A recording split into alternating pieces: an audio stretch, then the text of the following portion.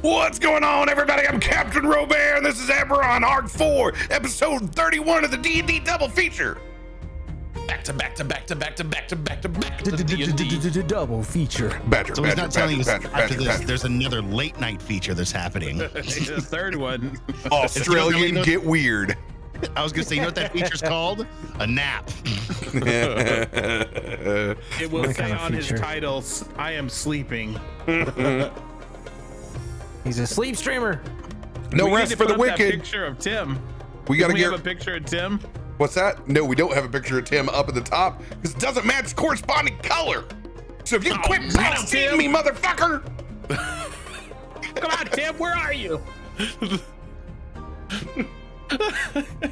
Hey, you check your ass today, RoBear? God damn! I pull off 2 shows and getting rode hard and put up wet. Yep. No. But you like it. Shut up. It's because I Out his production. It's because I spoil you motherfuckers too hard, and then you notice one thing I've done differently. I'm like, I'm gonna let that some bitch slide, and move over here. I see it up there. Excuse me, sir, but I have something I would like to report.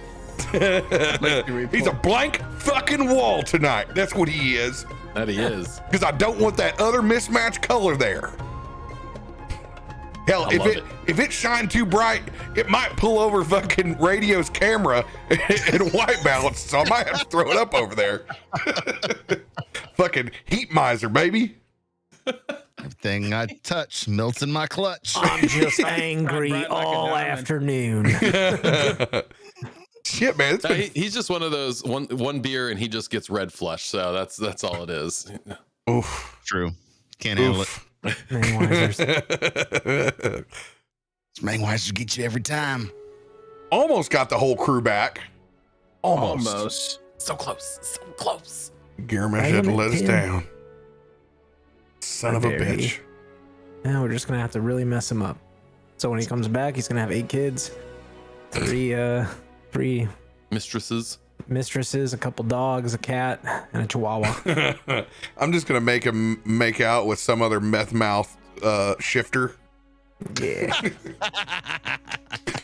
That's good. Yeah, give us another like really juicy cutscene and then just end it with that. But he for him. doesn't. He doesn't remove his mask, his bandana. He doesn't remove the bandana when he does it. he hooks up with the Milena from Mortal Kombat, and they both take their masks off. So it's just The gnashing of My teeth tooth and got tongues stuck like in 2 your sharks tooth. making out. Amazing. It's amazing. Is that what they call teething? hooah. There's a subreddit for that somewhere. I don't want to know. I need a gumma. Sentiwoman. Whoa. Oh, hell yeah. So D&D double feature passed, like I had to redo production for all those guys and get them all set up on new True Conference and chat boxes and all that. Dude, next week I'm gonna have little pineapple drinks over here. I'm gonna look like Feisty on vacation. It's gonna be like, yeah, I stroll in and get to focus on the episode. Oh shit, what's that like? That'd be nice. That'd be nice. Never sent a That'd be stream real out that nice. many places. That was pretty wild. How many places did you have going out? We had it on all of Rare Drop's platforms. It was on YouTube, Facebook, Twitch, and then my personal Twitch from an RTMP stream, which actually worked Wow. out really well. I just dropped it in there, except for the fact there were just like 2 random, two little random filters over there that blocked the whole stream for a little bit, and then it froze. That was good. That was good times. Great oldies. Other than that, I was wondering. I was like, man, it's never like this. But I didn't say anything because I know better.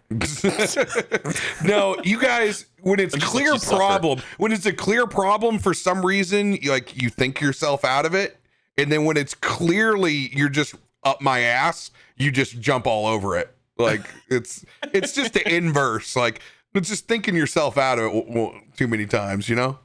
I think myself out every single time. It's like, I don't know if I should even bother saying this. And I usually do it, but the Midwestern in me always apologizes. Hey, I don't mean to be a bother, but I'm sorry to message you this. Reminder, I want my magical items. Your shit's scuffed, and I want my fucking freebies, bitch.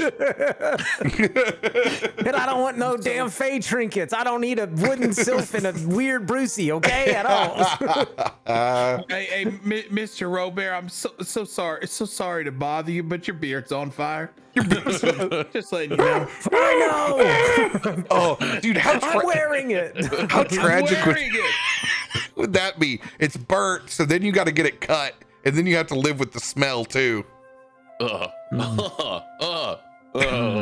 the equivalent. Everybody loves a little bit of that. It's the equivalent of one of your gal pals on the internet going, I think I'm gonna go for a little bit of a change, and all of a sudden it's like, you know, they look like they came out of the Fifth Element, and you're like, whoa, you doing okay over there? Oh shit. Do you need a hug? Is something wrong? Oh, this looks really good. Everyone that they like put out a tweet, and everyone's like, "Oh, that looks good, honey. Yeah, Oh, you look great." No, I'm sorry. You look like Gary Oldman with boobs. I don't like it. This went downhill. I'm sorry. Something is very wrong over here. Something is definitely wrong. I mean, it would be the equivalent of it, like showing up. You look like Taxi. You end up looking like De Niro at the end of Taxi. You're like, I'm fine. No, it's good. Just making a couple changes. You respond to her tweet, and you're like, "You paid for that? You paid for that?" I just realized that Tim's new haircut is totally De Niro from Taxi Driver. By the way, he had the mohawk going. He did have that. He was just missing the dollar store fatigues that go with it. But it's good. It's good to be back, man. Dollar store fatigue. I don't know why that was so funny to me. Because Did you guys see the news about Dollar General on CNN? Give me the $1.15 General. What a I segue. love that you're giving me Dollar General news, and this is pertinent because there's one on every corner. What's the? They're apparently building 1,000 new stores that are supposed to be for people that are rich. What? What? The multi-dollar general store? You have to go look it up. They're looking to increase their wealthy the users. Oh my gosh! What? Hey, I'm gonna speak this as a true Southerner. Okay, there's Dollar General right in between like civilization and our cabin. All right, it's good for a pack of batteries and a bag of chips. Might need some milk or some eggs right over there. Can handle that. But there are about 17 people in that store looking for devices to connect to illicit products. At any given time, when you just do a little search of what's going down on the other aisles, you see some crazy shit. Yep. I need this tree trimmer. I need this extension cord. I need this weird porcelain doll. Warm single These shoes. energy drinks at really good prices. True. Yep. You got a fridge. That's a hell of a deal. They're They got like calling the it 3 top for shelf, $5, you know, Yeah. or the 5 $5 for or less. $7. Yeah, it's like Yeah. though. This But new brand that they're doing is called Pop Shelf. They're targeting a different class of customer. They're They say saying, They're trying to get the affluent higher customers. oh, whatever. bitch, they already Top charge shelf. poor people $7 for a thing of Tostitos cheese. Yep. They make a fortune off the impoverished, okay? Oh, I'm sorry. You're gonna pay credit with that? No, we're gonna have to upcharge that too, because we just do cash here. Really, that's it. Are you spending a minimum of $25? Otherwise, I'll have to add another $1 to that transaction. Yeah. We've got Target some wealthy gum here. millennials. Well, Sir, you can only use your EBT on the ranch flavored Doritos, not the regular Doritos. That's a mean move right there. That's a mean move. Wow. Cleater, you got any announcements for this week? Not really. Not a whole lot going on. Been a very busy holidays. Yeah. lot of sponsors went down last 2 weeks. That's what we like But to I'm see. in the clear. Make that bag, I'm baby. in the clear. I feel like I'm on vacation right We now. missed There's you, no one Cleater. bugging me. It's good to have you I back. missed you guys too. Yeah, man. Like two and a half weeks or something. I don't even know who you are anymore. You You've even know changed. what you sound like anymore. Was that you? I'm excited to see what you've done with the Missed bar. you, man. Yeah. What do you- Yeah. What are you doing with the bar? Come back. We left you with a badass forge and took off at our tank and said, I already know it's a Southern Florida Motel 6. made you went Tom out for Bodette blush. groceries, and then we went to go pick up lotto tickets and never came Light back. on. I'll leave the light on for you. Hell yeah. Adam, I got a question. When is the next time that we could catch you inside of Red Dead RP? Oh, that's a good question. I might try and stream tomorrow night. Maybe. I don't know. I kind of don't want to stream tomorrow. I don't want to do anything tomorrow night. Hell yeah. But you know what? But Saturday, maybe I might do that, or some GTA RP. And then obviously on Sundays, I'm over on Tracy's stream doing D&D over there. So, I want to see you play Red Dead RP sometime. well, you want to know about Elijah Kane? I Well, do think wanna we can know about probably do Elijah. that. Well, all right, darling. We can make that work. Whatever you need, you just let me know. All right, I'm just down the road. I'm living for it. It's different. I will say that GTA RP is very fast and things are constantly happening, and Red Dead's just a lot slower. But man, the RP's a lot better. And the What are you trying to stories say about are country there. folk? Nothing. What are you They're trying to say? slow. That's They're what it slow. sounds like. Because it's the Wild West. You can't get. It takes you 25 minutes to get halfway across the map. Because you're riding a horse. Like GTA RP, it's like 10 minutes. I'm going a $190 down the highway, getting hit by locals. Like, I drive fast. Red Dead, you can get like halfway across the map, and all of a sudden you stop for a second to like get off and check something, and like two dudes will pull up in a wagon and just burst fire on you. Yeah. Did you say something about my sister? Well, I don't think I did. Well, it don't matter. I want your gun. Pop, pop, pop. There I was lying on the side of the road. Now I was. But over here on this channel, we're gonna be helping out Princess Margaret Cancer Center one more time this year, giving them some love, raising some funds for cancer research up in old Canada. But we're gonna be playing Cyberpunk, so I get to be listening to Space Out and all that good shit tomorrow. Oh, pumped. Funky. Radio Feisty's gonna join me. There might be some special guests to drop in as well. Who knows, man? Shit's gonna get weird, and we're gonna raise money in our own weird way. I like weird money. That's my favorite type of money. Oh, hey, let me tell you what that isn't weird money. Everybody who's hopped on the new revamped Patreon, Hey. cha-ching! Exclamation point, Patreon in the chat, or patreon.com/CaptainRoBear. You can see the whole new revamped Patreon with extra value, especially in the $25 tier.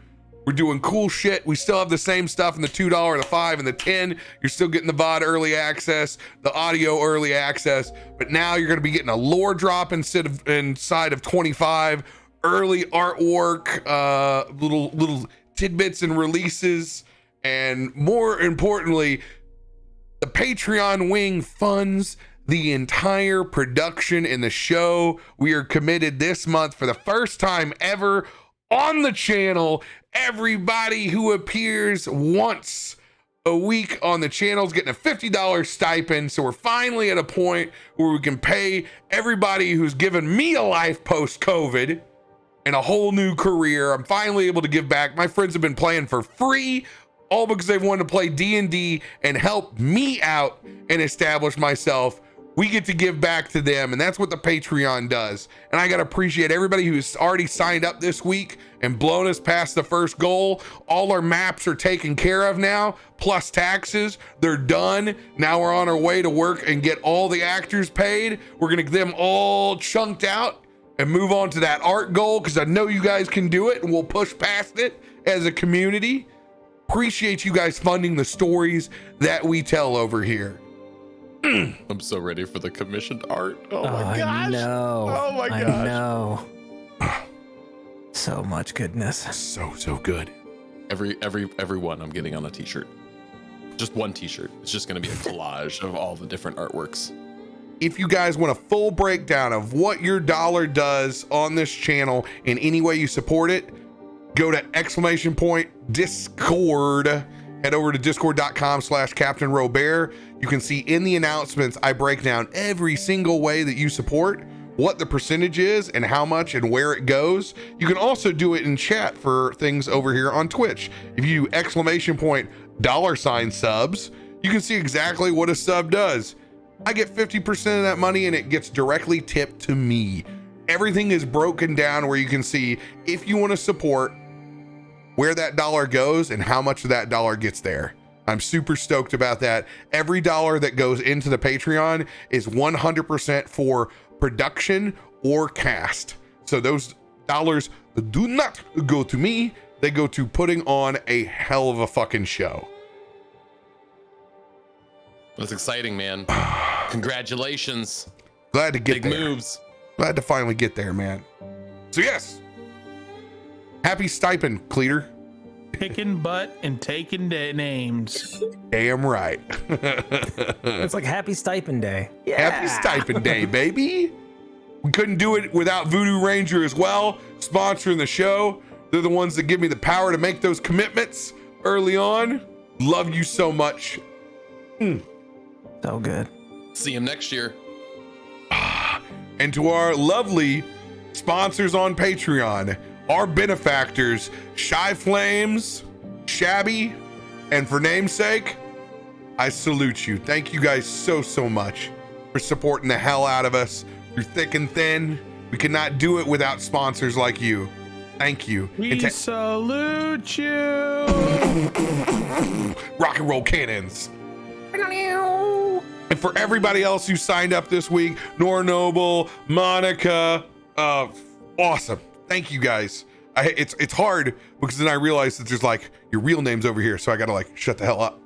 I got about halfway through. Luckily some of them have been your usernames already, so I was like, shut my mouth.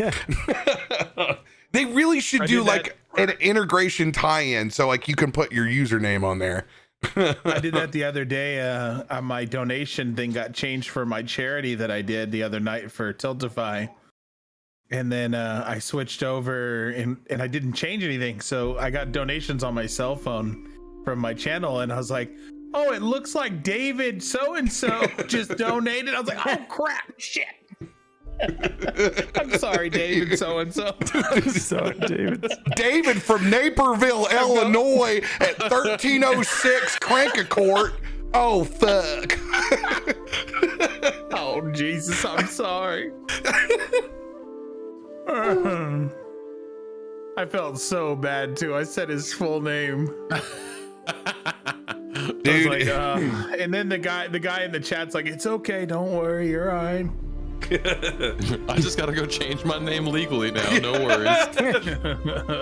I've been in witness protection program for 45 years, and that streamer ended it in 1 minute. Yeah, imagine. That's the great thing about me is everybody knows my name. It's very public, so like whatever. Hello, Arcane. Well, that's the way it is. I had that conversation once with my chat. I was like, I don't understand why Twitch is so freaked out about it, because most TikTokers are all their name. It's just their name. Yeah. Like, I don't get why Twitch streamers are so freaked out about their name being out there, because every TikToker literally is famous and has the name, just their name. Girls can be as weird as they want because people are fucking horrible, you know? Like, I get it there. You get stalkers. You're less likely on the reverse flip, but like, for me, I've been in the public so long, all you do is pull up the business and like, yeah, you see it all. I literally courted a business for you fuckers to show up. All these folks talking about parasocial relationships on Twitch, I lived them. That's true. That is true. That's where you got all the good stories. picking up where we left off a couple weeks ago. Literally being chased out of our own junkyard that we discovered. We had to face off with individuals that called themselves the Morn Forged. Hightailing out in a chase after finding out that Recoil owed previous debts to these odd half men, half robots. Chased by wheeling ballistas in a ship piloted without an elemental. Over the course of a good lucky shot from Garomesh and a whole lot of teamwork, Umber at the end was able to go back into his god mode after almost dying on the other ship. With assistance from Recoil, with a tiger uppercut and a slam through the ship, you have disposed of the mechanics of the Morn Forged. Sliding in on the side, coming to a stop. Looking back at those last ballistas, exploding in the back, and Umber still held up in his Vitruvian Man pose inside that red orb. This time, Recoil with a small version around himself underneath with that boost as they slowly come back down towards the ground.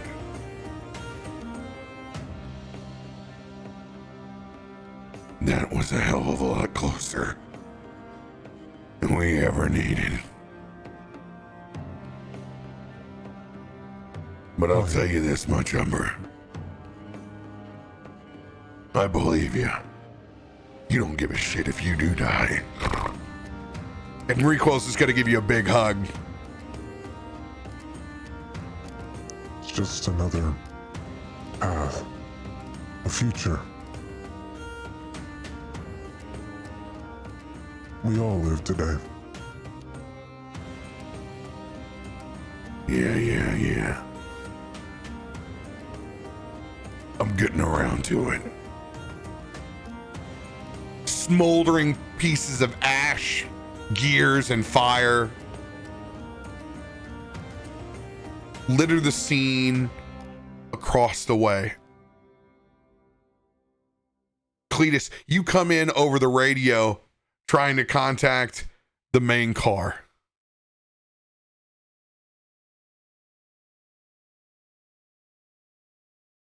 Hey guys, are you still out there?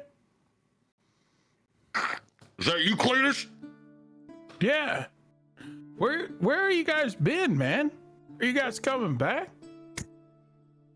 Yeah, we're on our way back right now, man. It's ridiculous out here. Man, I've been sitting here forever waiting on you guys. Dinner was ready like 2 days ago. We sure could have used your ass up here. Got Well, people hunting down Recoil, trying to collect due from him. He's getting us into some more shit, seems like. wait, what? Why is Recoil got due? Somebody came asking for something of his. He stole something. I don't know the whole story yet. Is everybody else okay? Like, is the whole crew all right? You made it out by the skin of our teeth, man. All right, well, I'm here if you need me. I'm gonna finish up cleaning a little bit, and then I guess if y'all are coming home, I'll get dinner ready. Yeah, much appreciated. Just stay on the radio. I will. I'll be here. It's right next to me.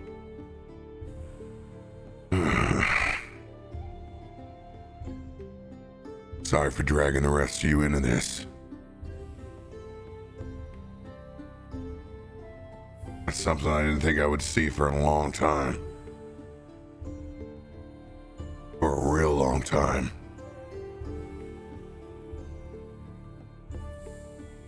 Yeah. They're still out there. And they're right.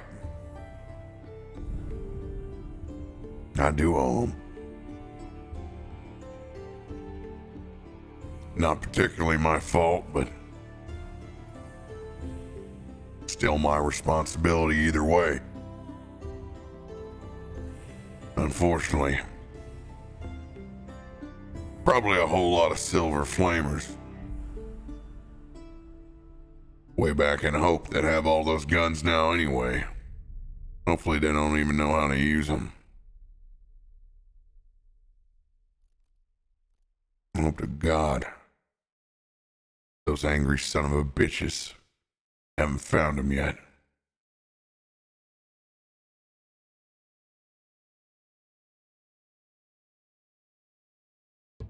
So this some old crew you used to run with? I wouldn't call it my crew.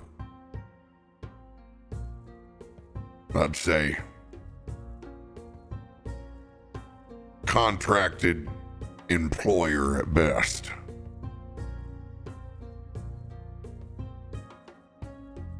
You see, they ain't warforged, but they ain't man either. Strong as hell, I'll tell you that. Yeah, you survived the morning, you would be too.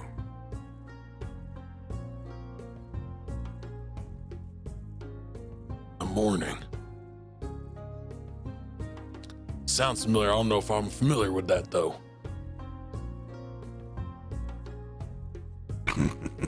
The hell you mean you don't know what the morning was? Oh, yeah. I guess you were over on a different rock. They really not tell you what the fuck the morning was?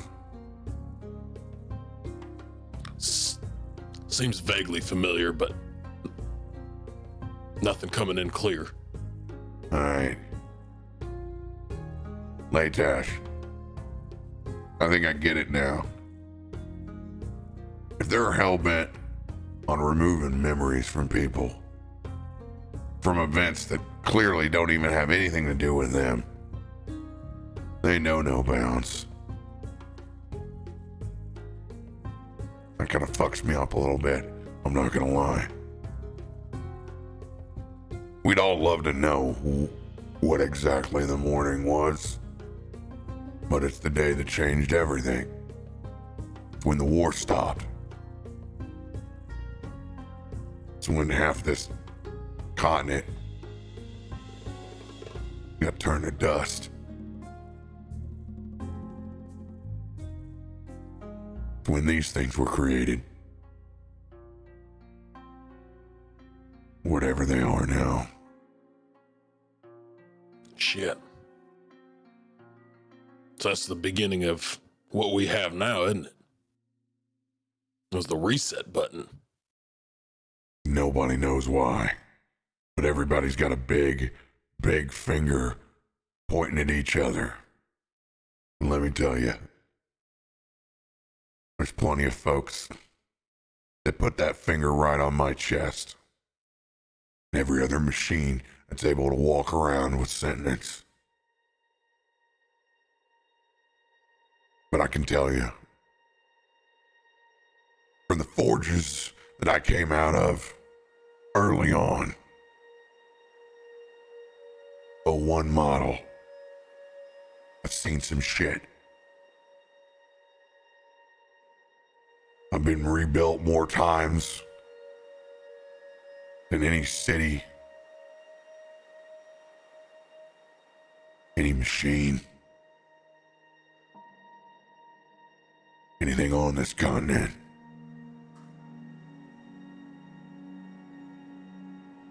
Whatever that was, somebody's mistake. But being created, I don't believe that was it.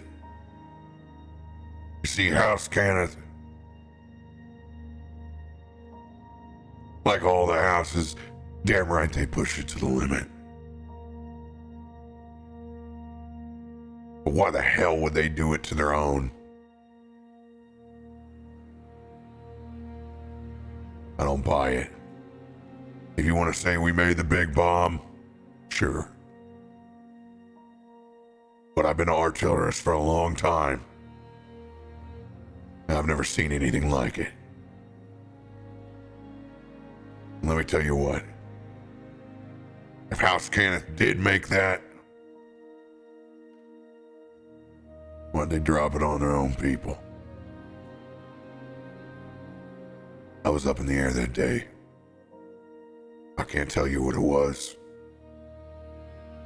I can barely tell you what it looked like. But I can tell you the force behind it.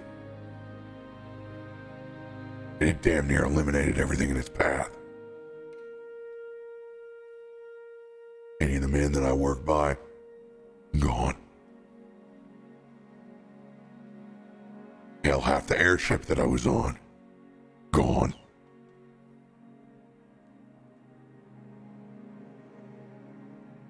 Woke up in a bed of glass. Took 3 days to be able to pull myself out.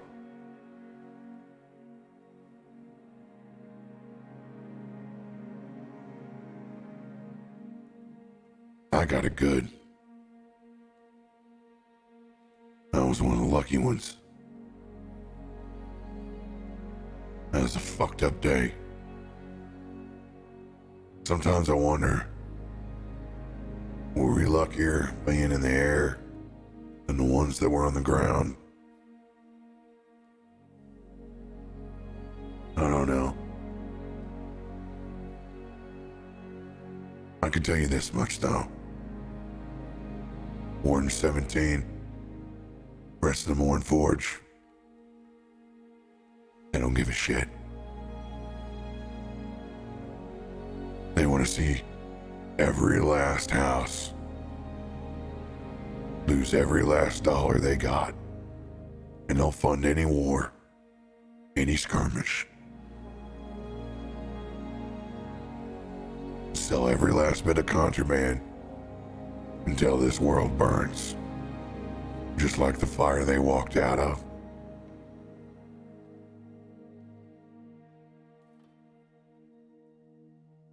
So yeah, I was a soldier without a job, walking around in a desert full of my dead friends. Strange time.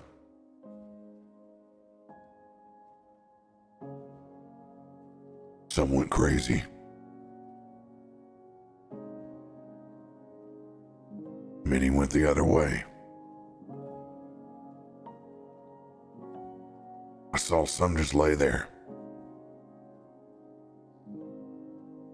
Never pulled themselves out of the glass. Some buried in sand. They just didn't walk out. They're still there. On. With nothing.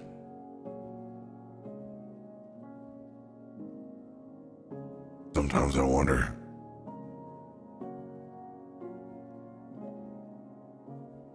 if they know how bad that feels. Or maybe they don't think at all.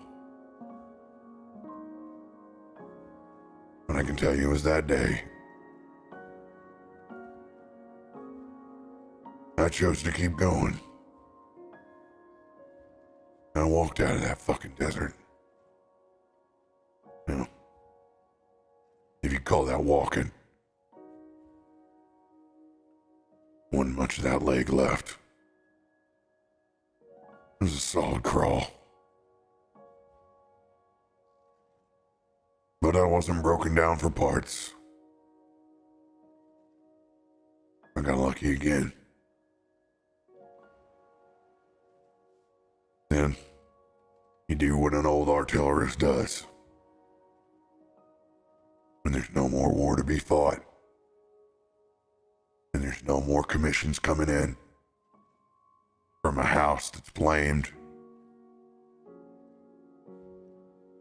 No matter what great creations they've made, airships,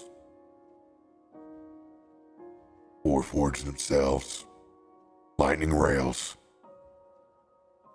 all the great technology bestowed on this planet today.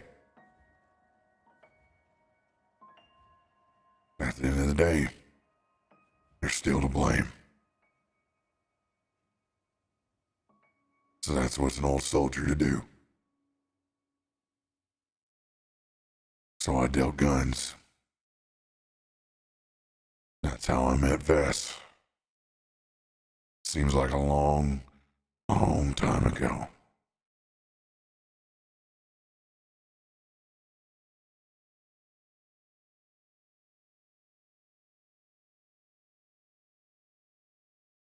Well, seems like that debt has come a knocking, even after the shit you went through. Seems like they ain't done with you. Well, that's what happens when you front shipments. It ain't the brightest. But you don't have a lot of choices sometimes. When you're an upstart business, you got a druid back there controlling the air elemental, fire elemental, lightning elemental, trying to test out whatever the hell will work, because you don't have a damn clue what Canis technology and how they control them. Let's just put it this way. Think of yourself on a bicycle. But the more you pedal, the higher you fly. But here's the kicker. You don't control the pedals.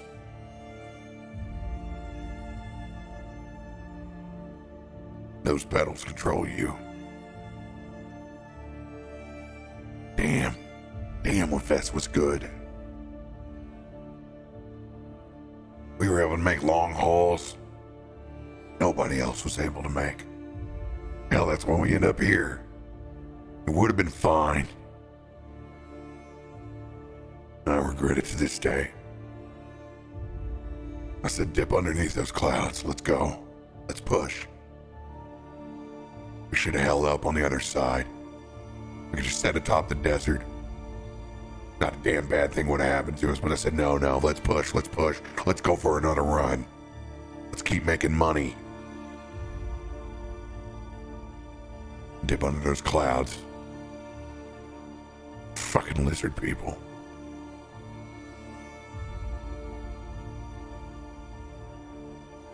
End of the day, I make it all the way out of a desert. Don't get ripped to parts. Yet when I'm inches away, it feels like getting back to normal. I get brought down by a bunch of tribal lizards. I understand now why you guys call life a joke. It took a long time, but I get it now.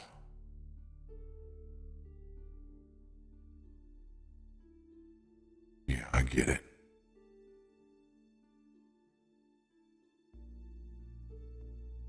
I got bad news for the rest of you, too.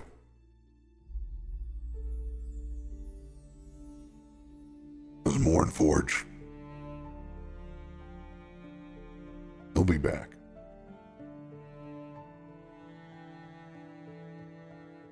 But I don't mean the organization. I mean, Warden 18 will be back. Did you say 18? Because I'm pretty sure you said his name was 17 last time. Yeah. So what, he dies and he adds on a number and he's reborn? Here's the kicker.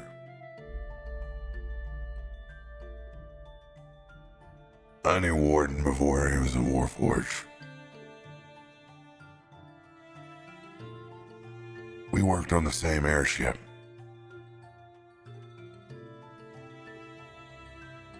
What I'm about to tell you. This thing that makes us the boogeymen.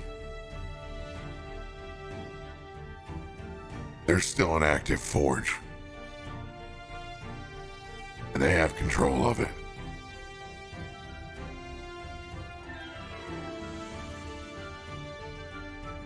So they're just gonna keep making more.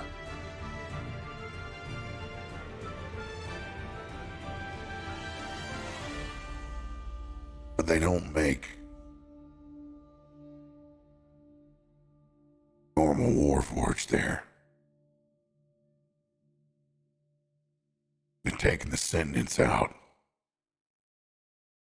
They can get themselves back. They can piece themselves back together again, and I don't understand it. I'm nowhere near able to understand what exactly the morning did to them. But it's like they can transfer their consciousness into these husks. But the husks that they make, they're like the old models. There ain't nothing inside but what's programmed. But here's the deal. You hear people talking about where these last forges are located. They say House Canis still has one. But you bet your damn bottom dollar they still got one somewhere. They decommission all those. So yeah, they got one somewhere. Who knows where it's buried in their compound.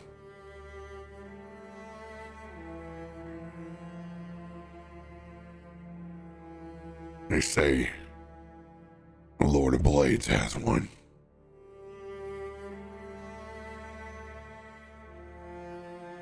I take a second to pause and look over at Garomesh.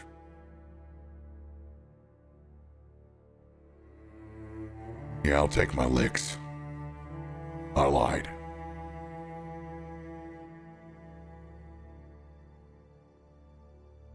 We got more in common than what we ever want to talk about.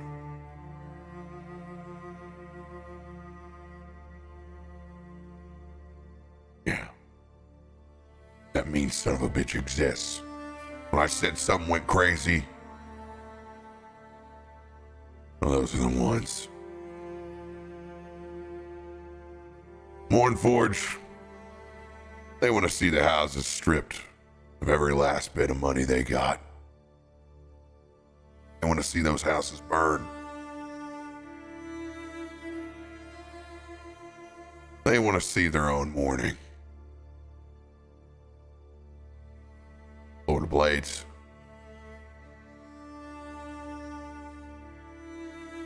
They don't want to see anything that has a piece of flesh ever walk this earth again.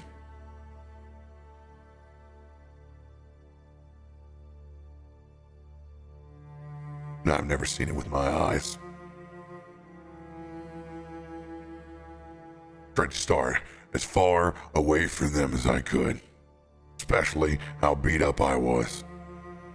I could have easily been used for scrap parts. They don't give a damn. If you don't agree with them, they'll take what you got. They'll cut it off you and put it on themselves. And they won't think twice about it. But the Mornforge, yeah, they got a forge.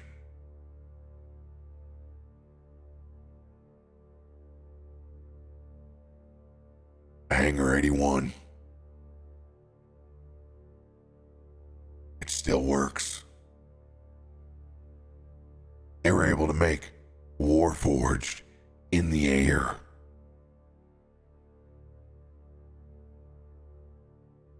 Now, if I was a bad man,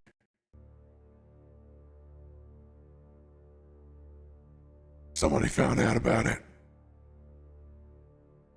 If there was ever a reason to try to blow something up, it would have been Hangar 81. Literally, capable of creating armies above nations.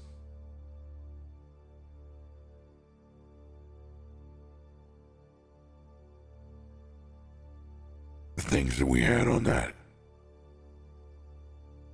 wasn't just arcane cannons. They wouldn't even know we were coming. That's the kind of technology Warden 18 has.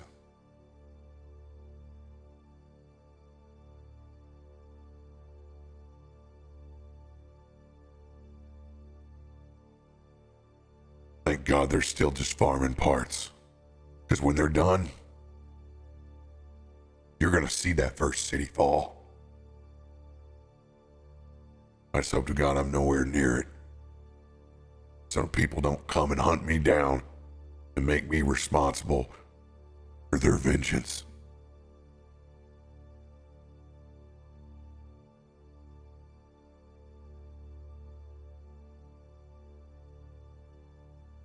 Hopefully that's a long way down.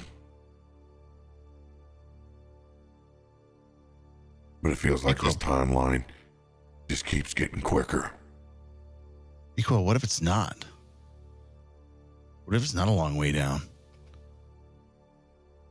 Oxy reached out, and they were here before we even knew it.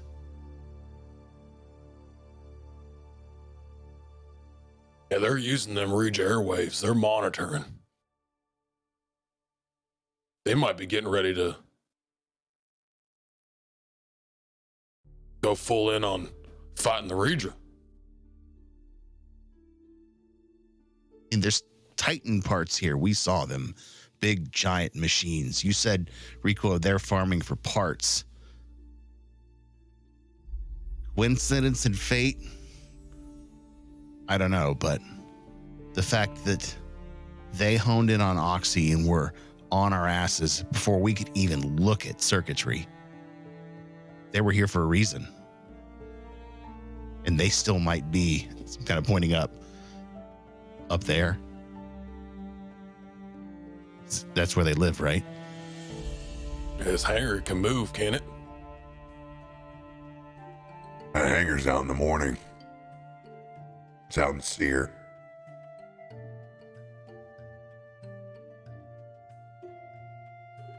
They're keeping that sucker where nobody else goes until the time is right. But you see, there was no elemental on there. They've already made improvements. That's from just when I crash landed here. Things have changed. The tech's getting better. We're just lucky we had a god on our side, right? I'd say. Question. As at this point, Umber is shrunk down back to his normal size and form. If I am not one familiar with such technologies, but I've seen what you and Oxy here can do. And we're gathering Titan parts. And perhaps maybe he just kind of looks over what's left of the ship. You could glean some insight into how things work. Make improvements of your own. There may still be things salvageable.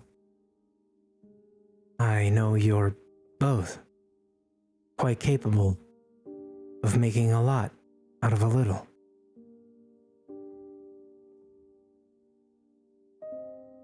But again, I don't know much about these things.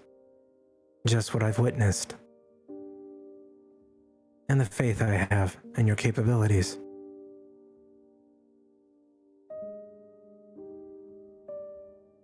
There's a saying, fight fire with fire.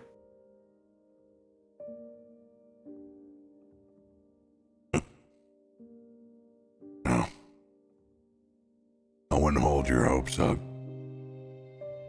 for airship anytime soon. Maybe there's something we can use.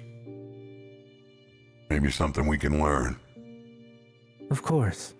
That is all I mean.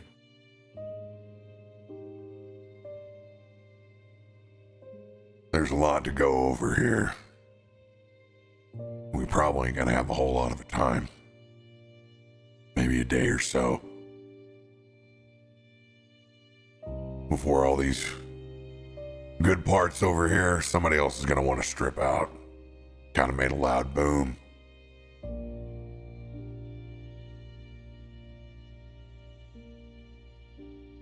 And we should get to work.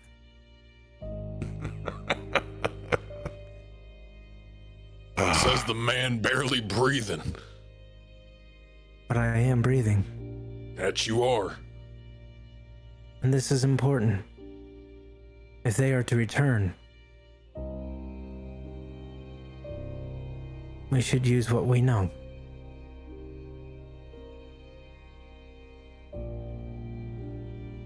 I agree.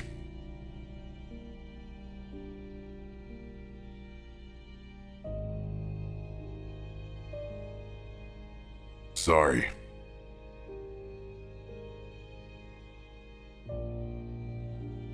Sorry you have to know that there's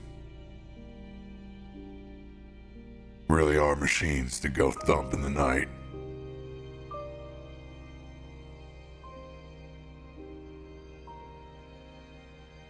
Recoil, it's no worse than being chased by nightmares. And you kind of found that out from us. Fair play? I saw you kill a nightmare. I know that one's gonna be back. And he throws his tools up over his shoulder. And heads over to the rubble pile.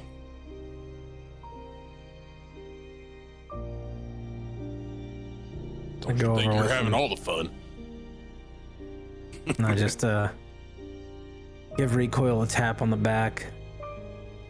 You'll find something, I know. I have faith. I'm gonna cast guidance as you start monitoring, looking around and trying to see what's what in this ship. And I just kind of help. If you would, just point what looks useful. And I'll do my best. Otherwise, I'll take a look at the cargo I see strung about. Shinier, brighter than metal. Consider saving it. Indeed. It'll be worth Garomesh, something. if you would, please keep watch. And your station while we search. He nods. That's all I need. And there he is. He's out, guys. That's the magic. He's out. That's the magic of it. And yeah, I'll help. bandana I'll down start and says- helping strip and stuff. Yeah, and like looking, searching, you know, that kind of stuff. I want some she's hot digging stuff, baby, this evening. Umber would be already the magic practically mic of the shirtless. group. Oh yeah. Oh yeah. I'm like practically shirtless half the time anyway. Yeah. I look These abs impeccable. of dirt. Okay. My pecs have pecs. Umber's not Adam. My pecs have rolls. Just call that a keg. It's one roll fused into many. Hey, I'm a mean, cuddling son of a bitch. Yes. Actually, I've already kicked your ass out of the cab. Go help him. Go on. Get. This is a playground of toys. We digging through.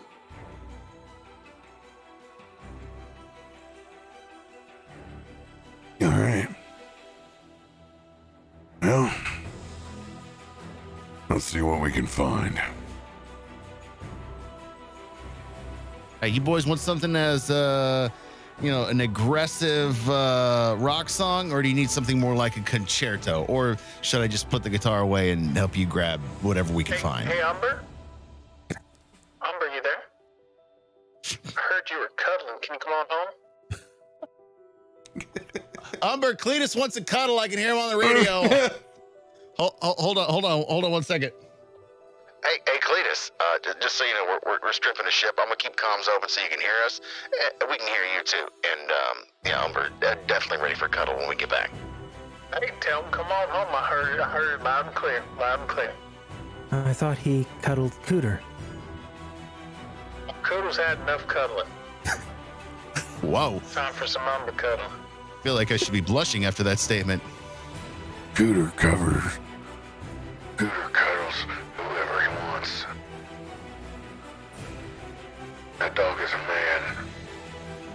He needs a licking partner. You got a little Mississippi leg out on him. When he gets to you, just better let him finish. What's on this ship, guys? Jeez. I'm having Am I too right? much fun on the radio. God damn. Everybody's a middle manager around here. Don't make me go God again. I will. It's like I'm back up on that fucking ship again.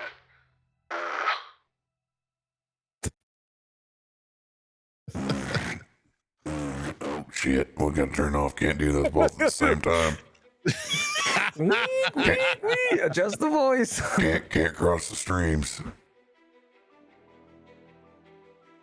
I got to pull up my character sheet because Brahm ain't gonna make it happen, yo. You sir. Probably not. Nope. Sure. We need Eberron. Let me make sure D&D Beyond is connected. We look like pretty good. It's good. Pretty good. Don't forget to Just click the B. So you're all aware, when I do investigations and searches and stuff, it's actually my acrobatics. That's how I just like flip around. All right. Spell attacks is what we get to use. You can do your spell attack, or you can use your artificer tools, which would be a +8. It's double your proficiency. And recoil, don't forget you have an extra D4 guidance. Thank you, Pard. I will use mine because I got a +9 on my spell attack. Got one more, so I'm gonna let her eat. Yep, I got a +11 on my artificer or spell attack. Get it. Oh no, I didn't click the B. Oh no. That was a 24. I saw it. I saw it pop over here. Let's see what it looks like when you really roll it out. Yeah, baby. Oh, let's go. Oh, Let's go. It's a B. I think I might have found something here. Oh. That's a piece of the reactor. Oh my God. Oh shit! 2. Oh, Holy shit. This thing is in impeccable condition. It barely has a scratch on it. everything. oh shit! I just like find something and I'm like, what is this? And it's like amazing. And I'm like, it knows. Oh wow! Wow. 2 nat 20s. Double nat 20s. Double rainbow. Are you What does searching that mean? Leightash, or are you like playing music? I was kind of open. Am I giving you inspiration, or am I searching? I'm kind of down for either or. I think with these rolls, you might as well just go ahead and roll as well. See what happens. I mean, what's the worst thing that could happen if we throw a third nat 20? Yeah, it's supposed to be connected. We'll see it roll. It just doesn't want to roll. It's shy. I'm just rocking. Oh, there you go. Whoa! I watched it roll off the 20 to the 8 to the 10. I got a 20 though. It's just dirty as hell. It's a dirty one. Just a dirty. Nah, everyone's over 20. Look at that. All right. Let's go ahead and go into this table over here. At this point, I just wonder how many tables he has. There's probably like a lot. Dude, I just learned there's like a table of shame this week. I'm like, what? What? There's tables for everything. That's gonna be our table for tomorrow night. We're gonna be rolling on the table of shame. What was it called? Was it a table of shame? Oh man, my brain is failing me. It was really good though. Table of guilt. That's what it was. That's a little different, but Shame, not guilt, guilt. Potato. Tomato, corn. Shame. Shamish. Oh, shamish. Gotta be over 20 to enjoy that Voodoo Ranger. Gotta be over 21. That depends on your country. Or your constitution. I'll be honest, it's amazing that one of these lasted. But you find a perfectly intact arm blade from one of those Mournforge. And this is a magic weapon that can attach to a Warforged arm, becoming inseparable. They can actually use and extend. It does not have to be one that's permanent. It can actually manifest back out. That's so cool. Or it can be created into a gauntlet where another player that can use it and manifest out. Oh shit. Let's go play past the arm blade. What is that, Oxy? Oh no, looks real fucking important though. Tell you that. Indeed. Sharp as hell. Oh. You know that Lord of Blades I was telling you about? I got a few of those. A hell of a lot more than one on each arm, I'll tell you that.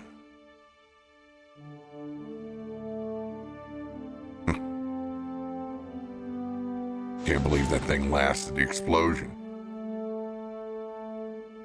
It's crazy.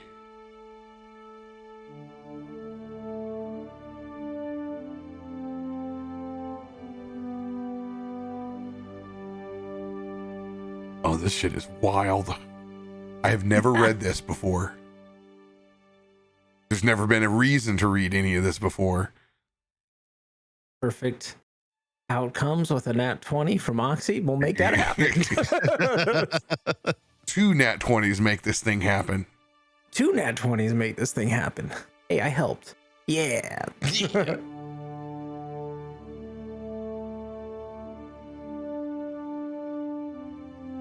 You pick up what looks like a large seal, a massive stone slab covered with a complex pattern of runes and sigils. The seal projects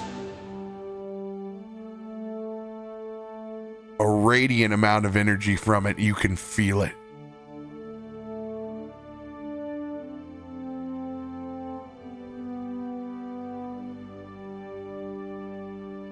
You realize what you got your hands on right there?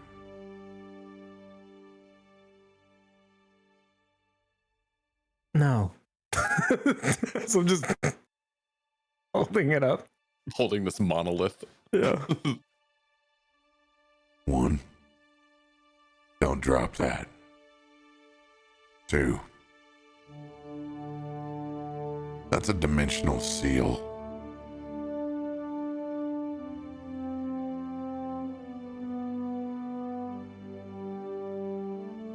That's how they got here.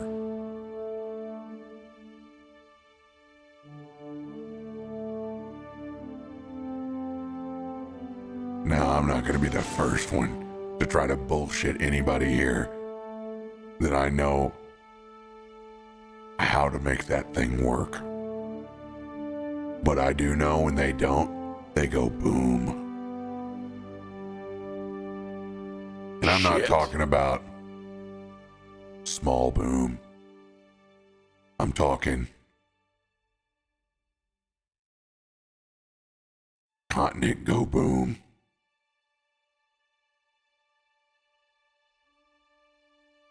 They're just flying around with these. No. I had a theory a long time ago.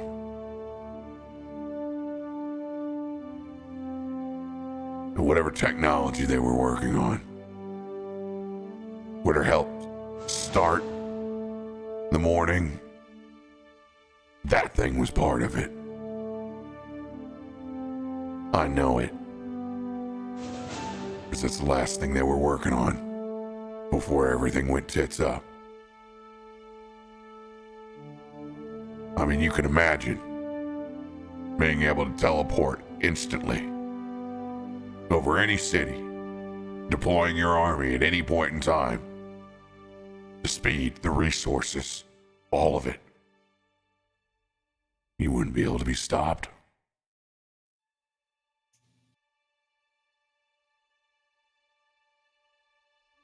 You think it's safe to move? Too late now. Shit. Guess you're holding on to that for the end of time, Umber. It's not that heavy. So I'm just like holding it in my hands, like I'm going to put this on our ship. So I'm just gonna walk it over there. Well, the good news is it's not being activated by anything right now. You got a piece of the boom. I still wouldn't drop that though.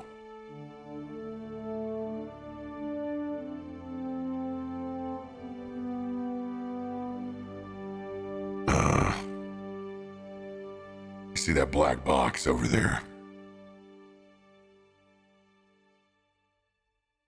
Yeah. Don't drop that either. Is that the other boom part? No. That's its own thing. Umber, Yes. With your nat 20,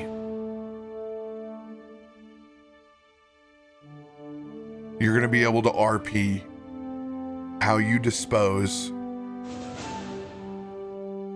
of this Eberron resonator.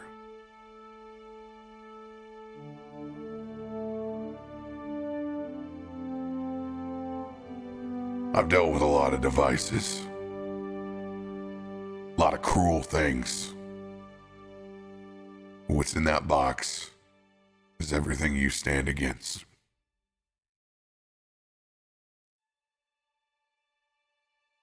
That device draws the power of Mabar.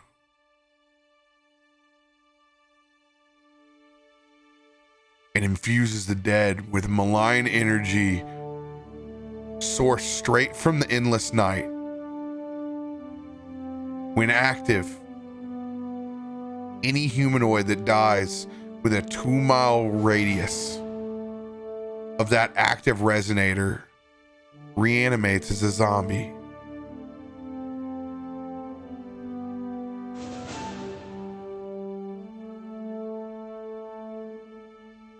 After they get done, they use the dead as slave labor. You go in, you level a city, and you make their own dead bodies carry out the spoils. That's the kind of shit we're dealing with here.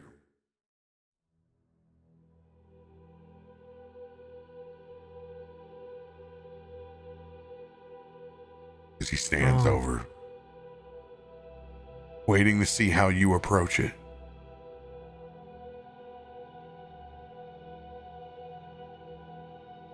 Umber kind of walks over. Just this look of disgust and disdain.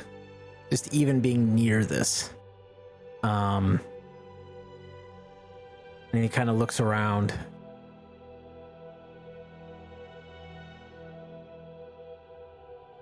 Recoil, could you do me a favor? Could you take this and place it right there on that hillside.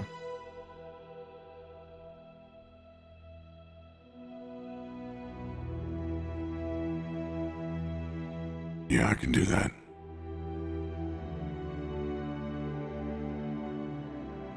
Thank you. And then he goes off to the side and starts picking up small sticks, branches, stones, and he starts bringing them over. And you see this. He starts making this teepee kind of around this box as he places sticks in, and then stones are on the outside, almost making a small fire. And he takes out his dragon shard dagger and he kneels. And you just, if you're standing nearby or if you're watching in a distance, you just see him sitting there. 5 minutes go by, 7 minutes go by, and he's just kneeling, both hands down, pressed against the ground, and just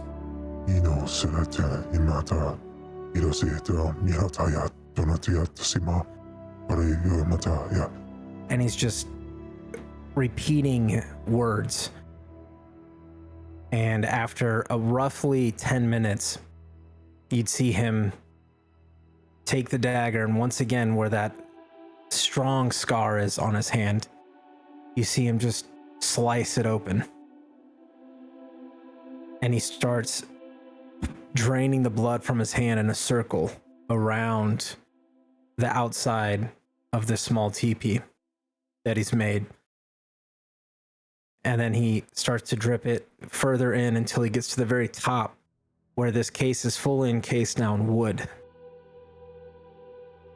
And then he would take out this small, kind of like ornate tinder pouch, and he'd open it, and it's like the old school, like flint and rock, and you just see him start sparking and sparking and sparking with no accelerant. And after about 6 or 7 times, it catches. And what you see is not a flame of any normal variety. You see this stark, deep, blood red flame that just engulfs inside this small fire pit and starts to burn. And as it starts to burn and the entire thing begins to envelop, he sticks his hand out as blood still dripping, and you can see the flame starts cauterizing the wound close. And once that wound begins to close all the way, you see him just place his hand smack down on the ground, and as he does, the flames stop, and it's almost as if the wood just burns to ash. And all that's left is this very, very small budding tree sitting there in the middle. And then you see him kind of collapse. And he just sits there for a few minutes, heavy breathing. Looks to be somewhat in pain, but confident and happy of the important work that he's done.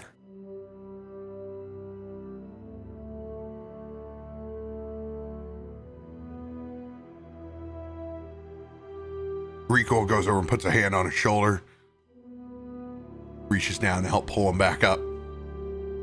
And this is probably the first time that you would actually feel Umber really leaning on you. Like, Umber has always got a core about him. He's got a strength about him. He carries on, but you are helping hold him up at this point, as you see his features are almost gaunt and his face is slightly ingressed in, and his whole hue is this lighter, like whitish clay, as it took a significant amount of what appears to be his own life force. Get him some water. We need some water over here. Gotcha. What you doing over there, man? What was necessary? I need some time. He stopped a lot of people from having a fate worse than death. That's what.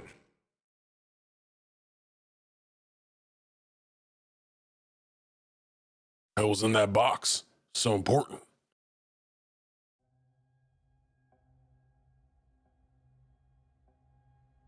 Just look at Recoil. Like this knowing look. A different kind of darkness. The endless darkness.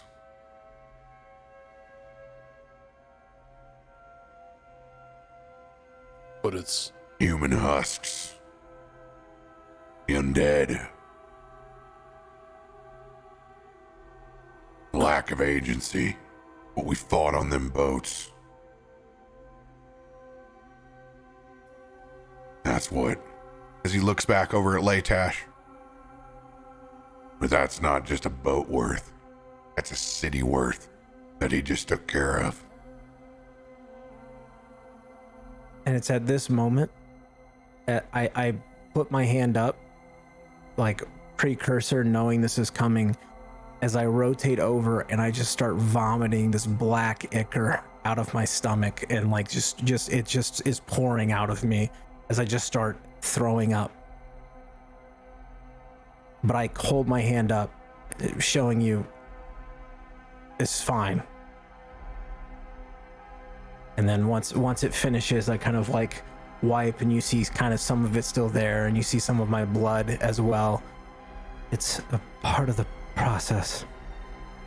I'm fine.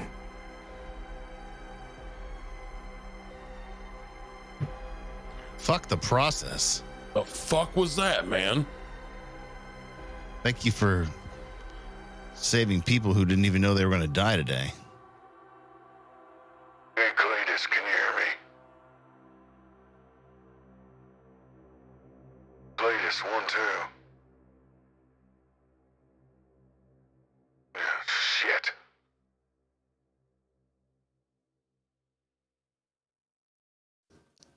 We need to get him out of here.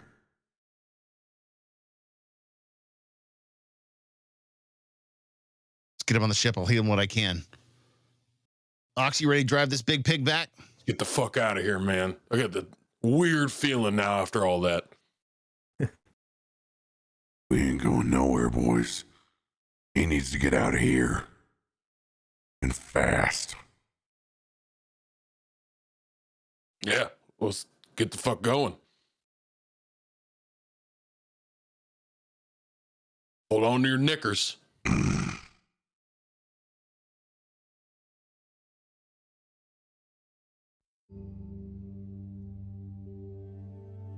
Recoil steps back in to that pile.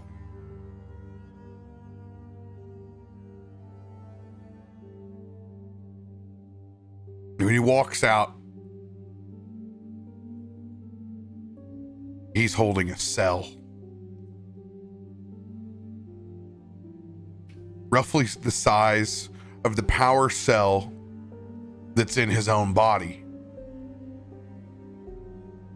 But you can see a strange eldritch crackle and spin and spit from it.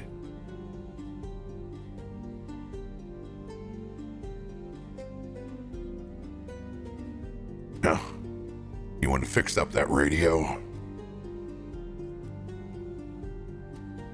Fuck yeah, man. Now you can reach out and touch somebody now. As he slams down a master cell. If there's a warforged within 10 miles of this device, you can send an encrypted telepathic message laced with enchantment magic. Such a message can be sent no more than once per 24 hours. The warforged who receives this message will have to make a saving throw or be compelled to follow one command contained within it.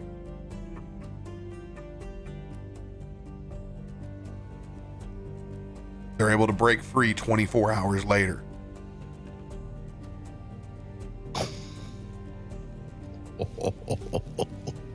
Think we can use that to cover up our tracks on them airways so we can still pick in on some of these Redra movements without broadcasting exactly where we're at to Warden? Can we use that to fully fuck his day up? I would allow you to use its property once per 24 hours to encrypt your magic, encrypt the message with that enchantment magic, and give yourself advantage. I think I got the right move for that piece. We might still be able to pick up these movements without totally exposing ourselves. It's a shot. But I don't have it. I don't think there's any other way I can listen without calling these Mournforge back right on us. Yeah, good news is they ain't all in one piece yet. While they might have a forge, they don't move at any kind of pace of what they used to. They're all missing parts. Takes a long time to run that line. Ain't like what it was. So we got some time before we have to see Warden 18's face. Well, this should give us a little bit more time. Hopefully.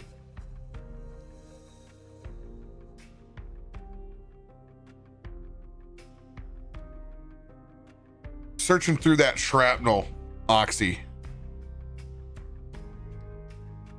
you can mark off your item F. Oh, let's go. That's a big boy.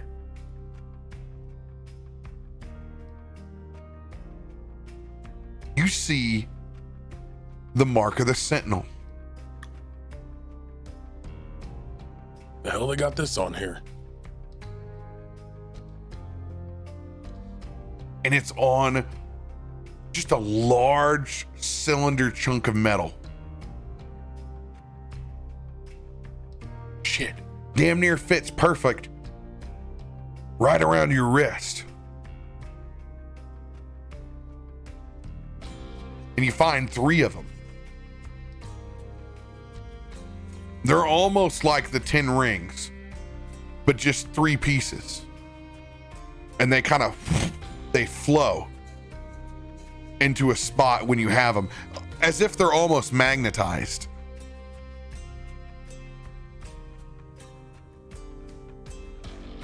Being the mark of the Sentinel, you are the only one that's able to use these. These are rings of shared suffering. You can use a bonus action and link a creature.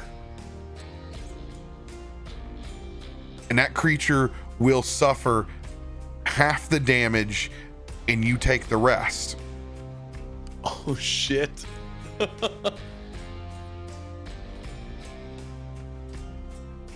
This effect continues until you end the bonus action. So it continually eats the bonus action every turn to maintain it, or just to initiate it? The effect continues until you end it as a bonus action. Oh, so shit. it stays Okay. on there. Yeah. That's fucking dope. Oh, that's so cool. Do you have a Feel tough my feet? pain. Do you have a tough feet? You do now. Dude, that I've got cool. such a cool way as to how to engage that too Yeah. with the suit of armor. Oh my gosh. I'm going to allow you to send that out 10 feet from you. All right, easy there, Shang-Chi. And it's going to be Literally. called Rings of Shared Suffering. Love that. That I is can just freaking grab it. awesome. In D&D? Hell yeah. Yep, that's That's an freaking Eberron awesome. item. That's so That is cool. Dope. It's pretty fucking cool. That's awesome.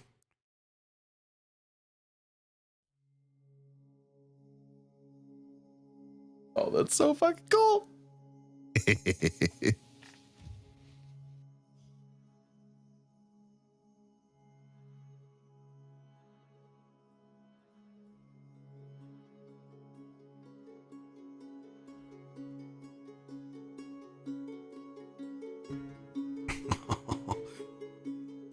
This is dope. While you're back in there, Oxy, you have a, let's see here. You have an item D. Take off the item D and C. You got it.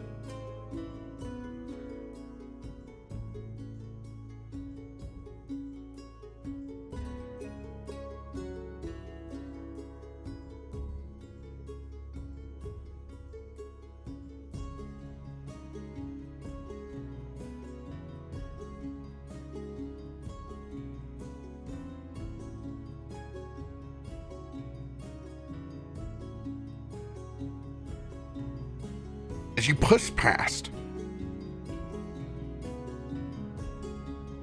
you find the control mechanisms, and by God, that wheel is still intact.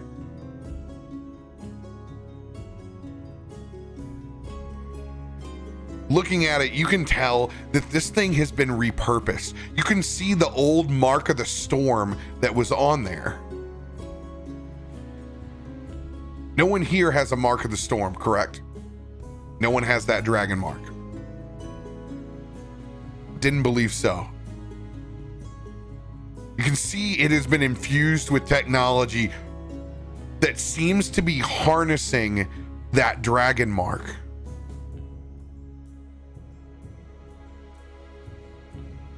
You don't know how it works, but you call recoil over. Hey, yo, what's this? Looks like it's got some importance to it. Oh, look at that. Yeah, this is we call these wheel of wind and water. This is what they use.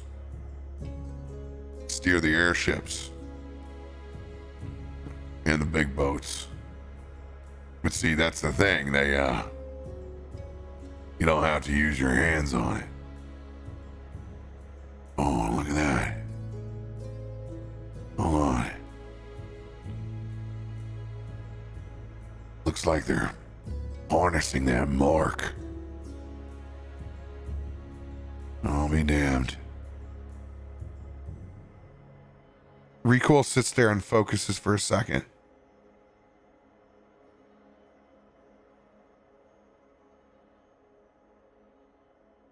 And you see that wheel spin. Did you turn it on? Oh, we know how the Mornforge can drive now. Any Warforge or Mornforge have the ability with that wheel to telepathically control whatever device that thing is mounted to. It also increases its mile per hour by 10. Tell you one thing, I ain't driving no more, man. We're gonna hook this up to the tank and you're gonna be driving it with your mind now. I think I just got myself a hell of a lot more work. Yeah. We're gonna figure out how to make that work with your fucking mark. I don't have a mark. I don't even know how this thing works. Okay. Well, maybe with this new telepathic power of mine, we can link it up together and get it situated on our tank here so I can drive without my hands. Somebody give him a hand, because we can use the speed. I've seen that thing in action. They work. Hell yeah. Anything that you put that wheel on and attach it to, vroom, vroom, baby. Dope. That's so cool. Now we know how they caught up to us when we were hauling ass. Yeah, right? They had that extra nitrous in the tank the whole time. It's kind of scary what I'm pulling from this table. Fits real well. Can you Yeah, right? What? Hey there. Cletus, is that you? There he is. Yeah. Hey, I just realized I was going through some stuff here and making dinner. And I'm all out of eggs. Can you guys stop and get some eggs on the way home? God damn it. Son of a bitch.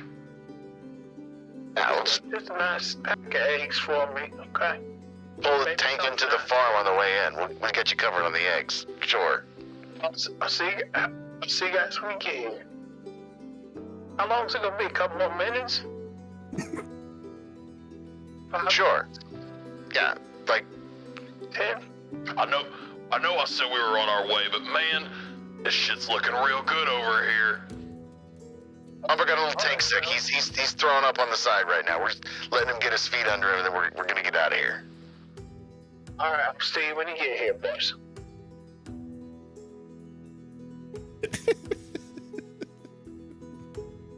I yell weakly over to Leightash when he's like communicating because I'm still on this side and he's probably like closer to the ship.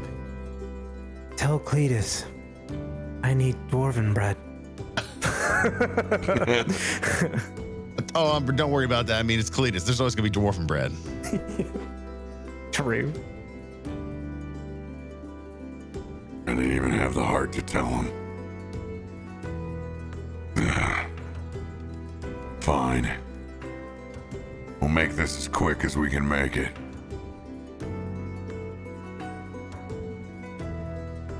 I go over and I snag what looks like a pair of goggles out of this just pile of shrapnel and trash. And I take these goggles and I run them over to Garomesh.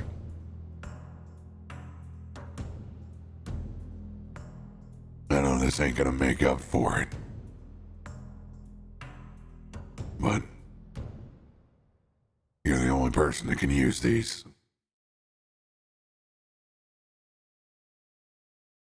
And I slide these wild looking goggles over his way. And they're literally made out of carved Sybaris dragon shards. And they have the House Thrash sign on the side. Whenever Garomesh attunes to these, they possess the mark of the finding. They can use an intuition die when making insight checks. When they examine objects and check them to identify the aura of the last living creature to touch the object. They make a DC 13 plus that number of what has occurred check. If they're successful, they learn the species and can immediately imprint the prey ability on that target.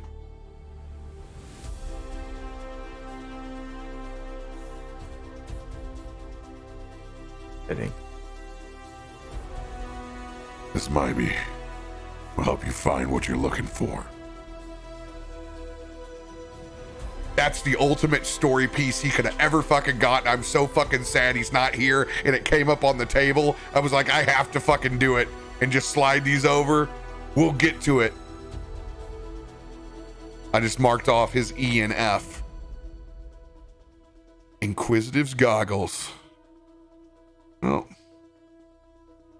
might find out who he's looking for. Blood hooks. Yeah. I love a good story.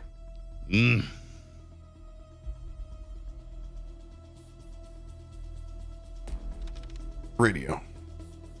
What's your highest item right now? F.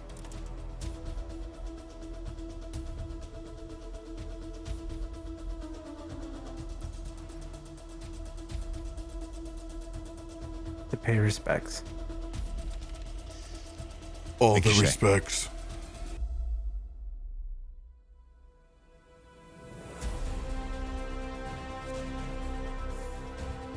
Page 2.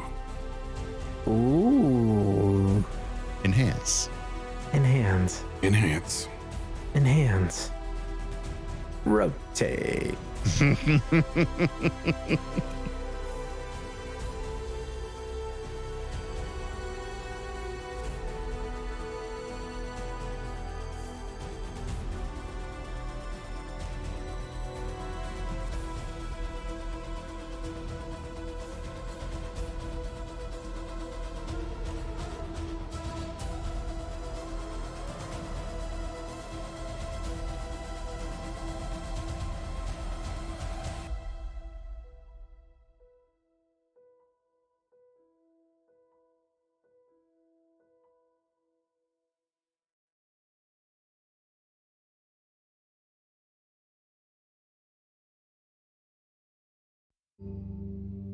That's just bizarre.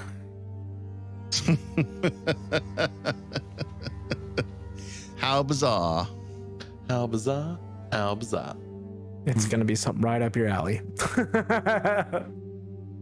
It's an arcane resonator. All of a sudden, I've got twice the range on my thunderclap. Now it's a thunder snap, baby. 3 times.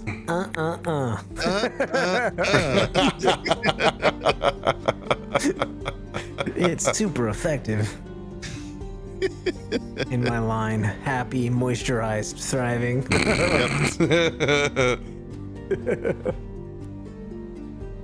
I present to you the noisy cricket.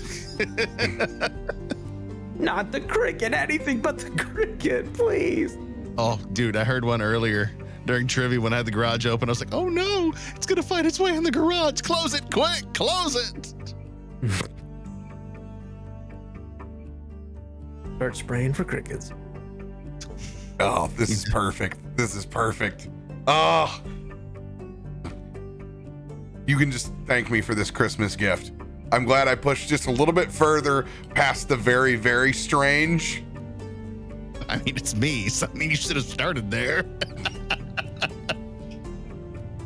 And this is a perfect, you're like walking about as like, we're touching all these like ridiculously intense ship parts. Lackadaisically, you just pull the first thing out of the pile. I mean, literally all it is, it looks like handlebars that were straightened out. With This looks interesting. You said grips shiny, right? on either side.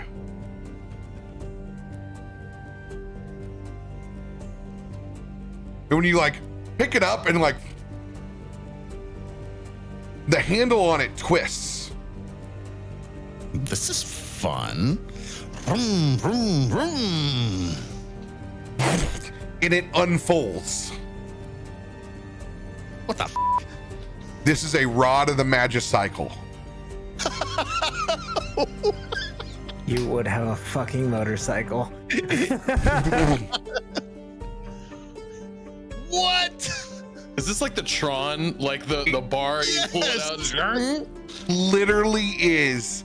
You can describe this Magicycle in any fashion that you want to. But it's an AC 14, 40 hit point, 60 feet speed fucking motorcycle.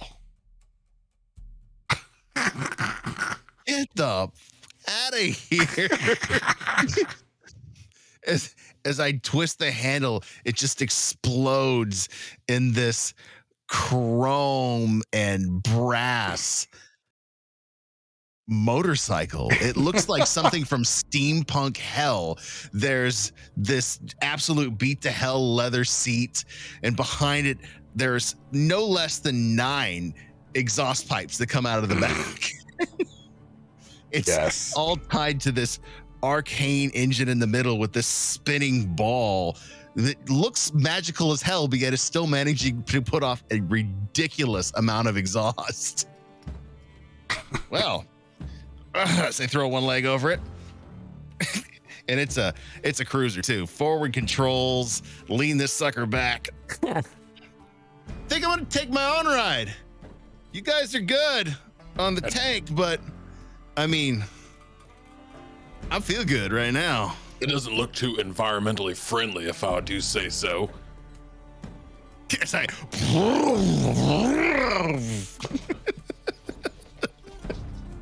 Only you would get a fucking Harley out of this bitch. It's so Rolling good. coal. God damn, you and Only Jesse you. James already going cross country Corvair.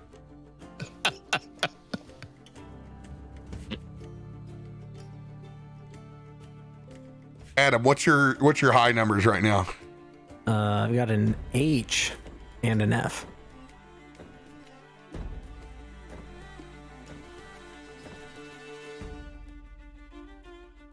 Got some whammies.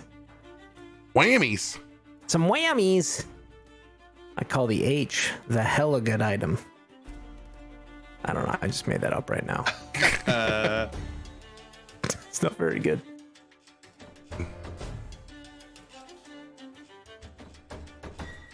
Umber finally gets enough strength, stands up and starts walking over.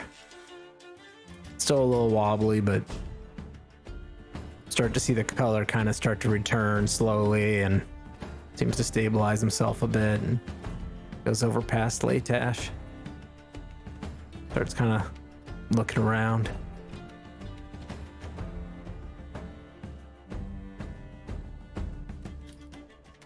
You find one of those trunks. Cracking open, seeing what kind of merchandise you can find on the inside of it. And it's trapped and I'm dead.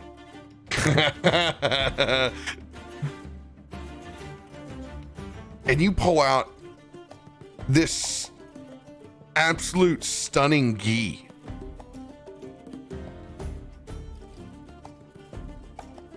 And it looks like one that reflects the seasons. A large tree, very fittingly, sprouting up from the center of it.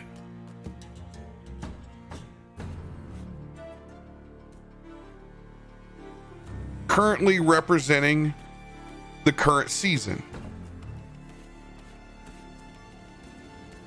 When you have this gi during winter, you are immune to the effects of extreme cold. And when you hit a creature with one of your attacks granted by flurry of blows, that creature's speed is reduced by 5 feet.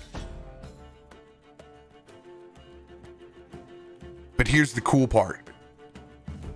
You can control the seasons by bonus action. Dope. You can set this and it will change in color. You can control that. So spring, you can get extra temporary hit points. 1d4 plus 4. And when you use your step of the wind or jump of distance, it's tripled instead of doubled. Dude, that's freaking cool, man. During summer months, you're immune to extreme heat. Whenever you're hit a target with an unarmed strike, it takes an additional 2 fire damage. If you're outside during the day, the target takes an additional 3 fire damage. During That's killer. its autumn phase, you have advantage on con saving throws. When you use your patient defense, creatures provoke an attack of opportunity from you when they move 5 feet near you. So they literally like approach me and I can punch them. Yeah. Like, fuck off. Oh, there's the mechanic. It's down there at the very bottom. You change the gi season by spending A key point.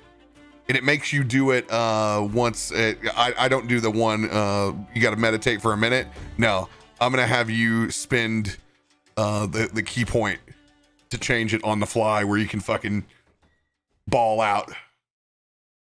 That's pretty dope. That's super cool. Dude, +3 fighting outside on all your hits of fire damage. That's huge. That's huge. Yeah. That's pretty freaking dope. That's what you're at like 7 hits per turn, right? No, not that many. He's starting to get pretty sick though. I'm telling Tim I'm coming for damage daddy title. So if I got the 2 arms out, then I think it's 4. And if I do a bonus action, it's 2 more, so it's 6. So you're at 6. Yeah. So you're if I do flurry of blows. So that's a guaranteed 18, or not a guaranteed, but that's 18 even if you just hit and roll 18 extra. Yeah. Fire. Hell yeah. That's freaking cool. And it looks really cool too. This is like something out of Destiny. At the bottom of the trunk, there's some more. There are some otherworldly looking hand wraps. You're gonna shit when you see the picture that I'm sending your Discord. Holy fuck. These are dope as shit. Fists of the Guiding Star. Chat. You gotta show chat these. These are awesome. Oh my god. Stars and celestial bodies glimmer through these hand wrappings. While you wear these wraps over your hands, you can use a bonus action to spend 1 key point to cause motes of starlight to guide a creature you see within 30 feet of you, giving it advantage on the next attack roll before the end of your turn. If the creature's next attack hits, that attack deals extra radiant damage equal to your martial arts die plus your wisdom modifier. It's pretty freaking cool.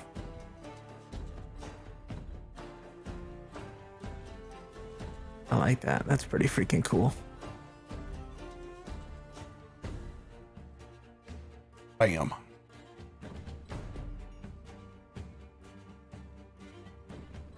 Oh yeah, I can't do it because it's no.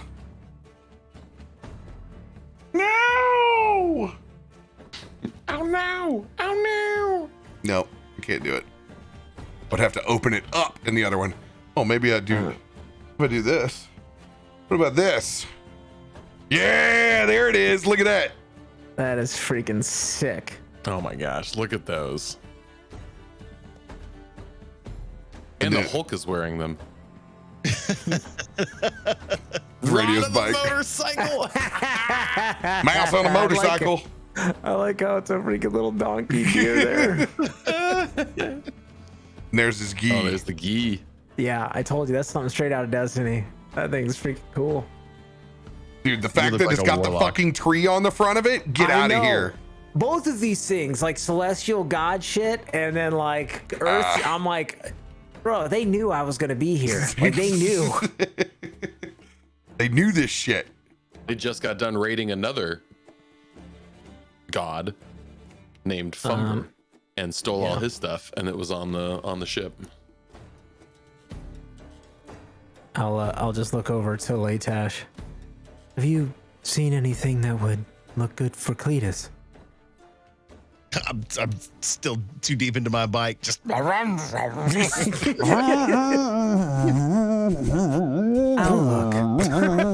You're just like just black smoke just pouring out of it. I'm like, I'll look.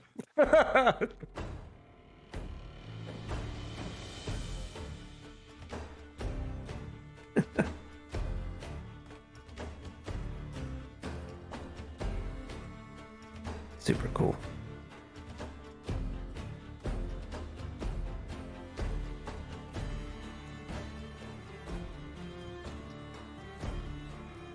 Hey, Cletus, are you still there? Cletus. God damn it, he's never at the radio when I try to get a hold of him. Son of a bitch. You hear me? Yeah. Hey. You still need some, new another set of gloves, don't you? Yeah. Yeah, I think I found something for you. Cletus, you have got a set of gloves of mimicry. He just left. I think he just got yeeted. What? He just got yeeted? No! The radio broke. He's in danger. Oh, he's back. He's back. Pleader? You gotta. Uh-oh. You gotta hold the button down when you're talking, Cletus. I am holding the button down. I'm trying. You're good I'm trying now. so hard. You're good now. We can hear you. Yeah, I found some crazy fucking gloves. Yeah, when you applaud with them, a creature other than you that can hear or see it rolls a bardic inspiration die. They use a reaction to spend it. When they do, I can't hear you. You're cutting out. oh god damn it! Sounds like the radio systems are not working very well. Either way, I got you some nice fucking gloves when they get back. I'll show you then. All right, cool. That sounds good. Do you got eggs? No, I ain't got no fucking eggs yet. Well, how am I gonna make this dwarven bread? God damn it, Cletus, you're closer to eggs than we are. We're in the middle of nowhere out here. Well, I mean, I just need y'all to pick some up on the way home. I'm not asking for much, am I? Is that a lot to ask for? Yeah, it's a lot to ask for when you're closer to the eggs than we are. All right, I'll see what I can come up with. Son of a bitch. I don't think there's anything else left to find over in here. The rest of it looks like shit. Did a number Doesn't on look this as thing. bad as Umber's vile vomit pile over here. Yeah, somebody cover that up. That shit ain't right. Sorry, it's a part of the process. It's a weird fucking process, man. Damn weird process.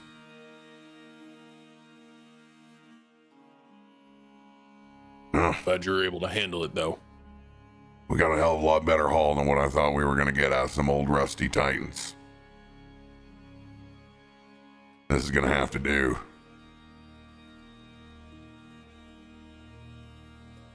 Let's grab one of them spare crates over the side. We'll open it up when we get back. And if you see any fucking prairie chickens, I guess we'll pull the fuck over. You get real excited if they're farm fresh eggs, I'm sure. I'm sure he will. So Oxy's definitely going to try to attach this wheel, not knowing how to use it yet or not. He's going to try to attach it to this tank. All right, well, seems like a better time than ever to give this a shot. Goes and attaches the wheel to kind of where the main center console is, gets it all situated in. What did he do? He turned this, twisted it. Fusses with it a little bit more. Finally gets it to twist the middle part that he watched you turn on and gets it to glow and starts going. Roll that spell attack.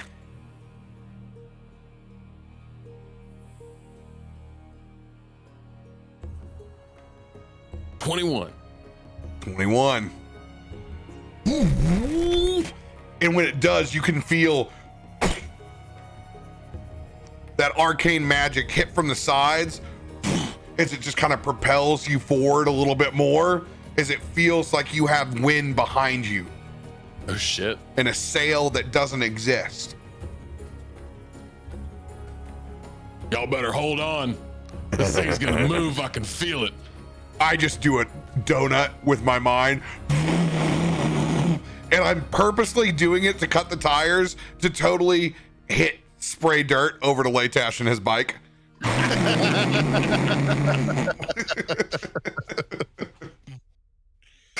I'm so glad that you finally put those steampunk goggles to use. Dobo strapped to the back.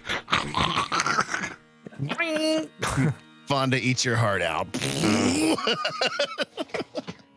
Garomesh is still locked in at the top. You can see he's got a spot for his crossbow. He can literally strap himself in and has the heavy crossbow over the top. God, I love this fucking campaign. It's so wild. We have a tank. We have a badass crew of just super uber power people. Oh man, all the toys.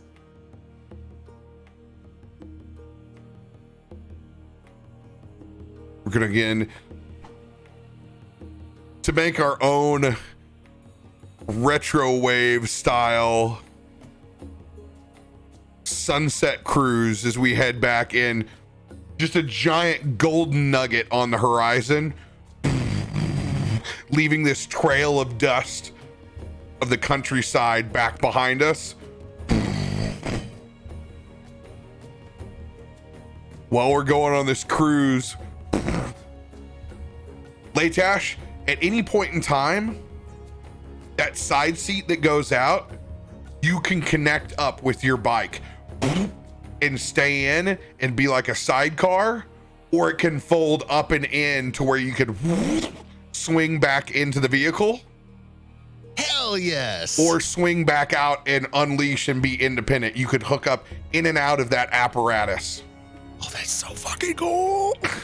Oh my gosh. You should have made the back open up so it's like a scene from the Chicago Highway Patrol.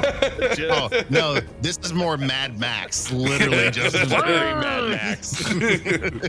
I went like old school, like Knight Rider, like pull into the back. What do I feel like in the future? There's going to be more car chases, tank chases. So you have your little My Little Pony bike that like breaks off. He called it your My Little Pony bike. Just because of the image. Just because of the image. My Little Harney. Go to hell. No, it's a cool bike. Oh, Cool speaking of about that time, you're able to put together Harley back. Yep. Which actually, so that's a cool piece. So you'll notice the piece that Harley is built around has a red glow to that center piece, and it kind of I store it on my gauntlet, or kind of on my forearm area. Pull that dragon shard out, and after I get her reassembled, I just bloop, tink that into her front chest, and it just kind of absorbs in. But that is a Eberron dragon shard that everybody sees clearly powers is that center piece that Harley is bound to. No shit. Umber will absolutely take note of that.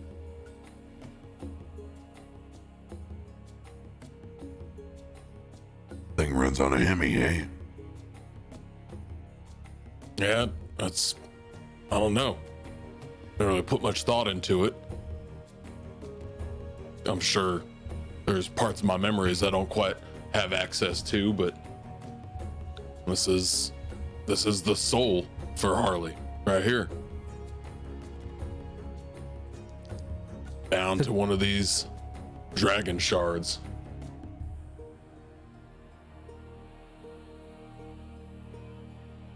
Pretty damn cool.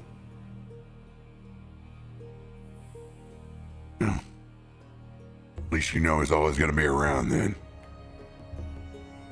Yeah, she ain't going anywhere.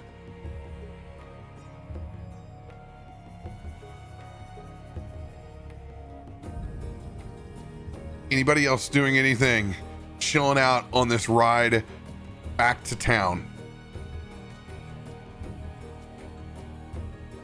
I think Umber's still pretty tired, so I think he's just kind of like riding and just meditating, kind of, and just like trying to recover a bit. so I don't think he does much. Besides that, Still looking like the Crypt Keeper. a little better, but yeah, still not looking great.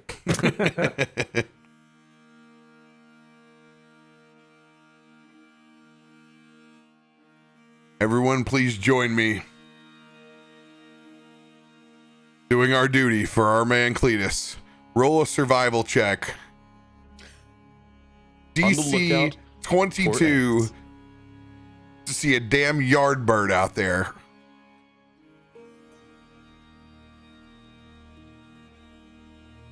That's 6 from me. 14. It's the nice thing about being a bird. It's like a little extra to throw on top of that. Are we getting eggs? We're getting eggs. We'll see. I need to hit at least a 2. A 2. Oh yeah. There we go. Please, RP, unleashing your bike in the direction of this fucking. I'm sitting on the front with Oxy as something catches my eye, and you see me like a cat that just got bit in the ass. I jump up out of the seat, I clamber over the top, I jump up onto my bike, and I slam that lever, and it shoots the bike off to the side as I rip away and just lean down, grab that bird. Got a bird! Gotta be some eggs around here somewhere. They try and stop the bike. Hey guys, are y'all still there? Yeah, we're here, man. Hey, I just want to let you know I found the eggs. Don't worry about it. Are you fucking kidding? Oh my god. Yeah, they was hidden up under the bread. I'm sorry. Son I got of him a now. fucking bitch. Hey, you better bring the fucking chicken back this way, Leightash. I think I just hard stopped over the eggs. There's some gooey shit under my tire, so at least we got the bird. Get on those smushed eggs on the way back into town. Go refill your beverage. We'll be back home in a second. That was so good. The I was layup. waiting for that moment. The whole easy time. layup. Oh, the easy layup, baby. I knew it. I knew you'd send her home for us. You're still getting eggs, right? You're still getting eggs, right? You still. I don't found need the any eggs. eggs anymore. Oh, guys, by the way, the eggs are bad. I need eggs. Eggs are anyway. back. They got a real funny smell to them. They got a stank to them. The more I stink. I'll leave you on that note.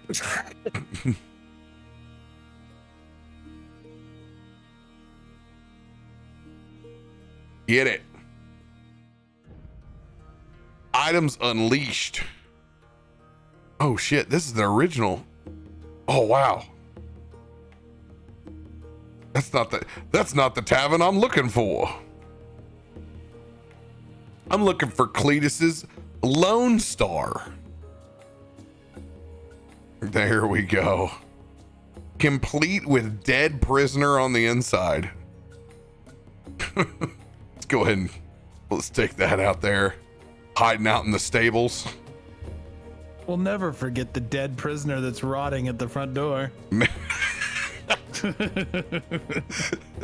Oh, that's where the eggs were. Oh, that was that smell. I thought we had a rat in between the walls.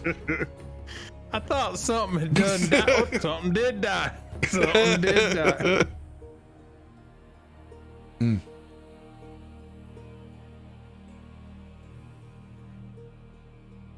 Appreciate y'all joining us on the D and Double feature.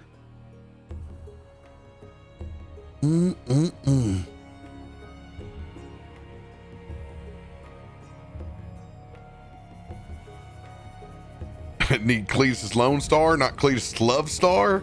Oh man, Cletus's Love Star bar and casino. Oh, that'd be mighty fine. That's where the huffing and puffing goes down. There's a lot of pit possums over there, boys. There's a lot of pit possums. And that's where newbie stankin'. That's what we came up with yesterday. The pit fighters. A lot of pit possums crawling around there for them boys. Oh my God. Now I'm interested because I have no idea where the guys are gonna go. I have no clue. There's been about 4 episodes of lore drop. They have to make choices now. He pulled a muscle on that. Choices. Yeah.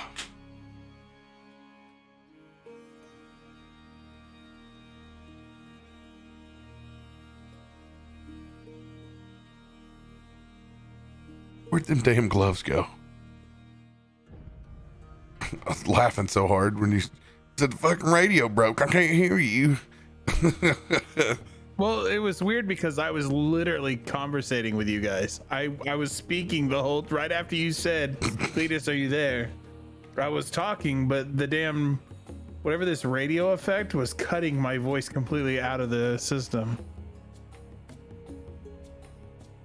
So apparently it doesn't work very well. I was RTX gonna get you. radio too. Because my radio literally sounds like the 1983 freaking walkie-talkies that you pick up as a kid. Hello, my baby. Hello, my honey. Hello, my ragtime cow. Is this not cutting out for you too? No, are you using RTX both ways, in and out? Is that what's happening? Yeah, RTX will nab it.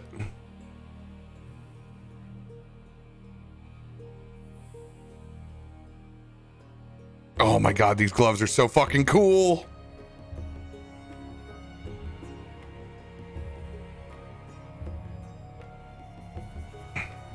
Oh no, now I just lost. Man, this happened to me twice today. What the shit?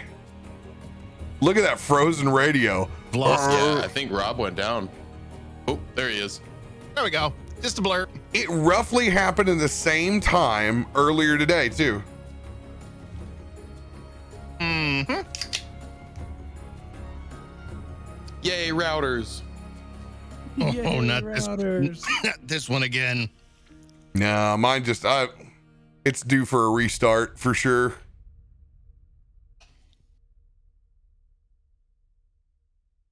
Be right back. But we will have to restart everything. Oh God. I'll tell you when shit's doing its thing again.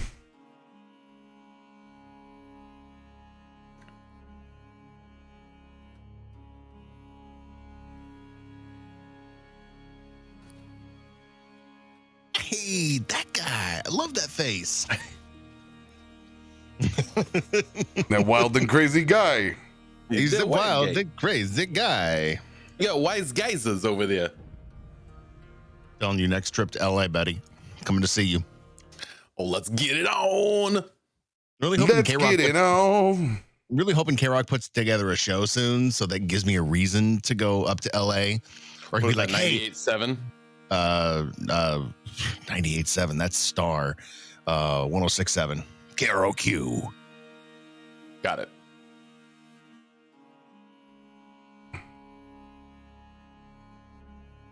Oh yeah, out of Pasadena. Okay. Oh, 1067. That's who that is. Got it. 10 Rat Radio. Whoopida, whoopida. Welcome to Red Radio. Welcome to Leightash Radio. Your late night hookup. God, I miss Loveline. That was so good. Loveline was good. BRB, gonna refill mine. Do it, do it.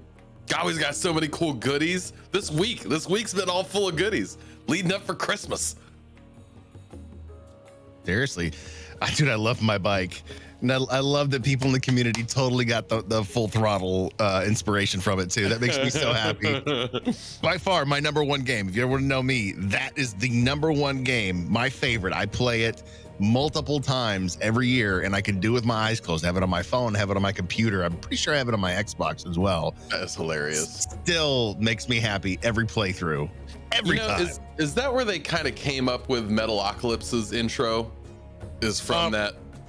I don't know, but that was actually a band called the Gonjackals that was around back in that time of that late 90s. They were just a riff metal band that somebody at LucasArts liked and put on the game. They haven't done anything since. They never did anything more than that.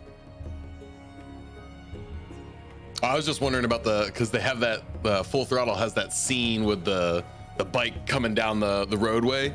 Metalocalypse has that same intro scene with all of them on their bikes and sidecars, but wouldn't surprise me.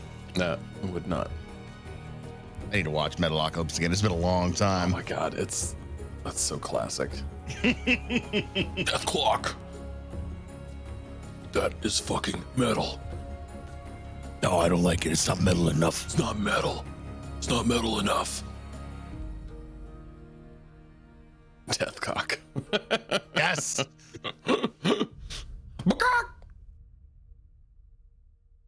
I'm Dr. Roxo and I do cocaine. Dude, that's right. There were such classic episodes. Oh my God. Yeah. I miss it so much. What happened to that poor Yardbird that I grabbed? Literally, I've got it hanging from my belt right now.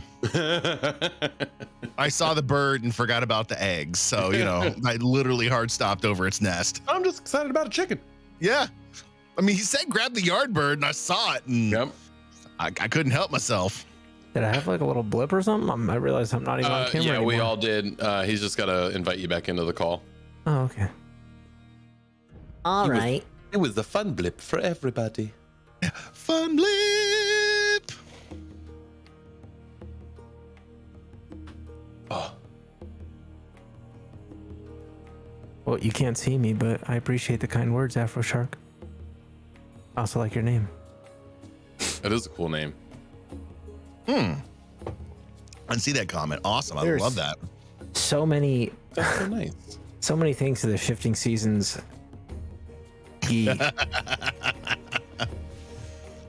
How many key points do you have? 10. Nice. 10 key points.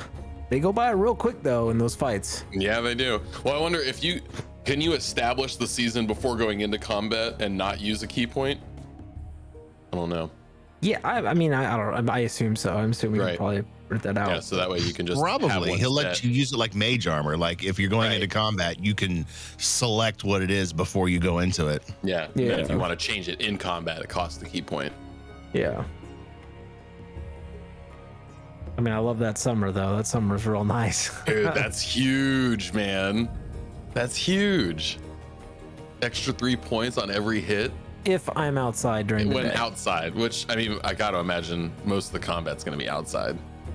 So you say that, but all inside. You guys go into a dungeon crawl. I kind of feel like that's where we're kind of headed next. You're fine as long as you don't dungeon crawl in the summer. Outside. What was those gloves he was telling me about? He was cutting out so bad for me. I think he's gonna tell you when we get back. Yeah, he'll give you the rundown when he gets back. He'll give you a rundown and he'll go from there. Misunderstanding these rings of shared suffering. I was thinking I could attach that to an enemy and give them half of the damage that I'm taking. No, it's meant to be like you're helping assist your friends. Right. Like I can throw those on you and you only get half the damage done. The other half goes on me. Which maybe he was wanting to retool it a different way, but that when I actually read the item, I was like, oh, that's what it means. Get clarification for that later. I thought it was like if you're within 10 feet of an enemy, you clash those rings on them, and then every time they strike you, they get half that damage. But that's what it sounded like to me. And so maybe that's what he wants. I kind of like that though. That's kind of cool too. Yeah, it really works either way. Honestly, I'm okay with it either which way. We've had enemies like that before. You've got to find the matching set that goes on the other arm. That's like the ring of penance, and then that's what goes to the enemy. You just like you have the yin. And Oh the my yang. gosh! And then you have the full human centipede of pain. Yeah. Because imagine that just transferring from you to them. Right. You're taking the damage, but then that same damage you're taking is being inflicted on someone else. Pushing right onto them. That'd be freaking dope.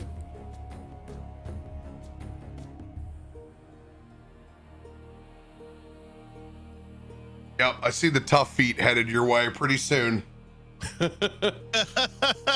Well, we were talking because I actually read the card of Rings of Shared Suffering, and I was misunderstanding, or either I wasn't understanding what you were saying, or we want to retool it differently. The way these are written is they're meant to attach them to like a party member. So I take half of the damage that they are getting inflicted and inflict half of that onto me. Yeah, you can shoot it over to them and absorb that damage. Right. But I allow it. If you got all of them, it'd be like doing infinite combo with Exquisite Blood, Sanguine Bond. It's just over and over doing damage, gaining health. Yeah, right. I want to hear this, but I would allow. I'm going to allow you to attack with them as well. Oh fuck yes! 100%. That was what I was trying to when I described that was what we were hearing from you, and that was where the disconnect happened. No, you can do either or. You can help save, or you can, all of a sudden you're about to be fucked, and you're like, boom, hell yeah, suck it, Trebek. Hell yeah. But you gotta earn it. You gotta hit with it. It burns a reaction, do it, but it'll be a fun process. Oh yeah. Oh man, I'm so excited. Those are fucking cool. By the way, this is one of my favorite discoveries. Just dirt cheap cold brew. Great from Walmart. value. Cold brew coffee. Well, nice. Columbia. I was wondering what that was. I was like, either he's drinking like some weird I thought it was like a berry drink. Yeah. NyQuil or yeah, gummies. I thought it was prune juice, honestly, because I read Let's go that robo tripping. prune juice is supposed to help not get you bulked up through the holidays. I heard when you get to his age, you need prune juice. That's what we just thought. I can take the Metamucil, dog. them selling musk take care of that, no problem. Yep, Dude, this is great. like a champ. Now what you do is you eat some wasabi peanuts. They're good for a couple. Why can't you get this at the gas station? Like, I don't want a bowl of sugar. Have to deal with Walmart just to go do that. Well, see, luckily I live in a small enough town. It's like walking to a convenience store for me. I can just reach over and get it. But I'm like, Walmart man, is an adventure in LA. oh my, I know. It is the adventure. What's crazy is there's so few of them. Yeah, I was in my head thinking like, where the hell is there a Walmart in LA The closest that I one to know me of? is just outside of Compton. Yeah, Yeah. that's the only one I could think of because I stopped there to pick up. Never mind, that's a story for another day. Because their political party forces them out for another grocery store chain that pays for their political party. Yep. That's exactly right. Which one is it? Right now, it's all of them. Store? Almost all the grocery stores now are left alignment, and their donations versus Walmart and a couple of the other big ones. So they pay to force those guys out. Like, that's how it works. Pick your poison. That's exactly right. Pick your Shop at fucking farmers poison. markets. Come on. Keep it local. I can't wait for Mennonite donut season again. They make the best. Mennonites come and make donuts at our farmers market, and they're the best. I don't want to hear about it. I don't want to hear about it. I don't So know I what a can't get it. Mennonite is, but it sounds like a religion. Similar to Amish. Okay. Non-electricity, but Right. Not actually Amish. they embrace a few more things. But not many. Amish with trucks. Yeah, pretty much. Right on. Yeah, Mennonite pretzels. Everybody knows, hey, if you hit one of them farmers markets, oh yeah. Yeah, they are actual lie dipped. Like, they do it. They do the real deal. That's one thing I love about my Ballast Point out here in San Diego is that they still do the light dip pretzels. No They're so good. fucking way. 100%. That was one of the things that they were going to have pub food. Every single one of their bars, Little Italy, Mira Mesa, and Linda Vista all do light dip pretzels. It's the first time I had one of them authentically. And I had to ask, I'm like, why is this the best goddamn pretzel I've ever had? Because you can die making it. Y'all want some acid, man? Acid on your pretzels? Yeah, I do. I just realized something pretty major with my class that I have messed up ever since I started being a monk. And that my fists increase in damage over time. Oh yeah. no. As part of my martial arts, and I've been rolling a d6 and they should have been a d8. Like, Oh God. Oh you mean you my could have been doing gosh. more damage? I was like looking through it because I was looking at these fists and I was like, martial arts die, what the freak is that? And then I'm like, oh, that's like my martial arts, like my punching. And I'm like, wait, that goes up every time. I'm like, what am I doing? It couldn't have been that no. long ago. That had to have been at 10 though. It could only have been a Yeah. level ago. I gotta go look because it was It wasn't flagging my DM radar. that yeah, you- no, you're right. It was just now. It's Yeah, just now. So we're good. I was gonna But say it's a high I thought I level was messing change. that up. No, But like yeah, I gotta fix my character sheet because it's for some reason it's not showing like my attacks in general for whatever reason. So I'll have to fix that later. But yeah, I'll have to note to self fix Adam. no, because you ain't been that like because that's a high level. Once you start doing 1d8 on fists, like you start hitting a high average. Yeah. Once you get higher, it's 1d10, and you're like, oh, get those 10s, baby. Get those 10s. That's when I just cry. I have a high level monk. I can't kill it with anything. No, that's because then you're just like, okay, sure. Here's this 7,000 HP behemoth, and he's gonna go right for you, and that's- everyone else is gonna deal with everything else, and you're just gonna sit here, and you guys are just gonna sock puppet, punch each other. Sock 'em. Yeah, just. Hey man, that's why I switched around legendary creatures able to get around that shit now. Had Just to. look over at Oxy. Help me endure this suffering. I saw Kiki, a throwaway monkey character, level 4 bosses in a row. Until I was like, okay, yeah, I see how this works. You've got to make a little bending around this. No, Yay me. I'm never touched by any. Well, as long as you just can't build like all those laden monsters in 5e are all deck saving throw monsters. You gotta have something else built in there. Your monk ain't getting touched. But hope not. maybe Adam can roll some snake eyes. Well, it's me, so that you probably won't have to do anything. I'll do it myself.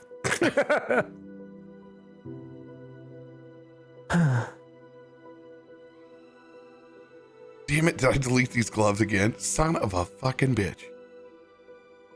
Gloves of. So I gotta trim a little bit of the fat out on this to make it easier and more legible. But these gloves that you have, and you can describe them any way that you want, Cletus. What's cool about these is it gives you more abilities after you cast a big spell.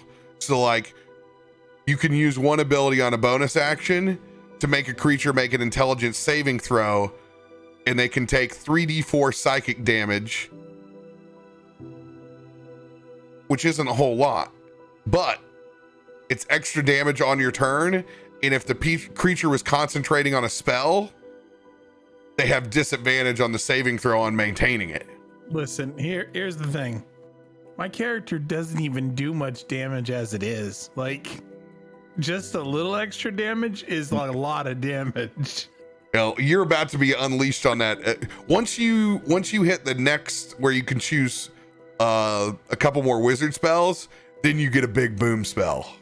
Yeah. In my opinion, they make you wait right too now, long on my it. Character is all about like support, so being able to do just a little. I mean, every time we get into a fight, it's like, God, I just wish I could be like Umber. So I'm like, I like sit back and I'm like, God, I just wish I could do anything. And he's over here like doing 19 turns and fighting from his knees, and He's also got 4 arms, so I okay, mean, Cletus, it's your turn. I'm gonna pour whiskey on you. Like, I just want some badass spells too, but I mean, I'm getting there now. I'm getting stronger. No, these are dope. So you're able to do 4 different abilities with these.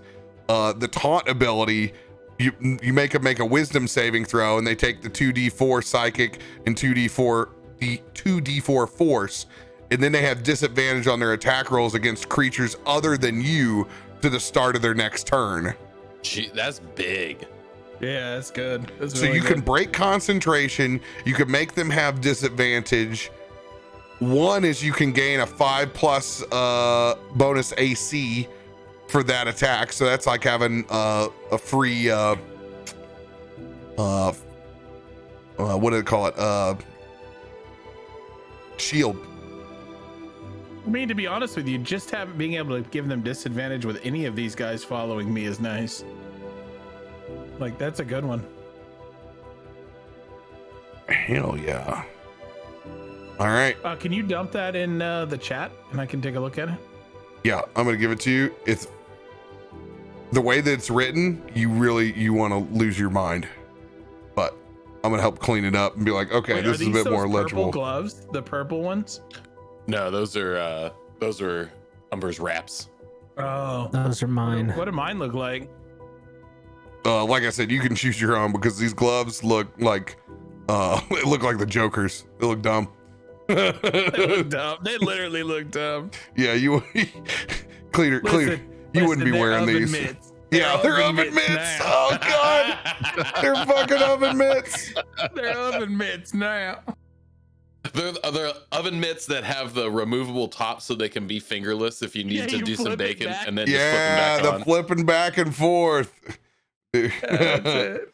All right, I'll post that in the Eberron chat. You can see you're like, Jesus Christ, did that need to be fucking 17 paragraphs? But it allows you to do cool shit on your bonus action. Oh my god. Okay, I see. Jesus. I'm like, I'm not sending you that fucking card. I'm gonna clean that up. That's out of control. it's worth the text. It's ridiculous. That's a lot of words for just saying 4 things. I read the first one. I came out and I was like, none of that even makes any fucking sense. What I just said. All right, so Cletus, these things do speed running, go around flip flopping. Okay, I'm gonna go ahead and give it to you. You read it yourself.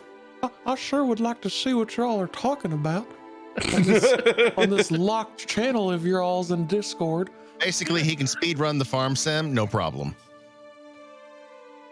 Damn. Damn. Back inside the bar.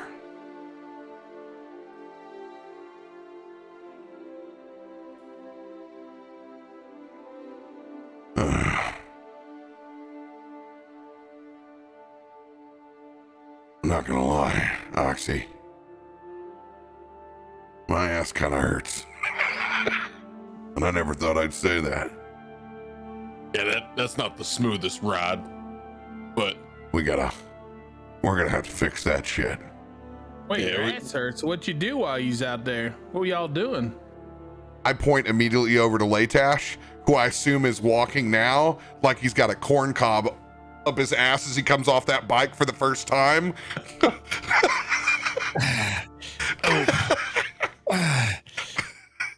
What were you guys out there fighting? that's not the fighting that really hemorrhoids in on this one. The ride back, man. Fighting was one part, but geez, that ride was rough. It's Boring a hole through the wind at 80 miles an hour, but just Eberron old dogs. pull a chicken off my belt loop, throw it down in the bar. Yardbird fucked up the eggs because the power stopped over them. But you know what? It happens. Oh, did you not get my message? Oh yeah, it's the found dirty eggs. bird. Oh, that's so gross. I lift my glasses up, put them on the top, and it's literally all you can see is this chalky white dust, and then these eyes that are violet that appear out of the top of them. God. It was a fun Welcome to ride. Kabara, bitch. But Well, I made y'all some fresh mutton. There's some dwarven bread over there if y'all want a bite to eat. no, Cletus, fuck you. Cook my chicken. Well, hang on. Dinner's already ready. I can't be starting up the grill. I want chicken fingers in the worst way right now. I'll eat your mutton, but I'll make these chicken fingers later. All right. I'll warm it up. Chickens don't have fingers. You take care of that man's cock. Damn right. Listen to him. I walk in after all of you, but hobbling, but like still kind of pasty white. Oh God, just, you're like, the one who sunken actually. in. You swallowed a city's worth of undead, and we're over here. Ugh, I'm kind of dirty. Like stumble in, just like feeling like shit. Like, and I'm just like, where's the dwarven bread? It's ready right here on the counter, and you can just see steam pouring up from it. Fresh. Thank you, Cletus. And I See, just I told you he'd have it. sit down, get the mutton, get the bread, and like a big old thing of water, and just like, surprisingly, you'd think I wouldn't eat after doing that, but I just start like eating. Like I just start going to town, like probably more aggressive than you've ever seen Umber eat.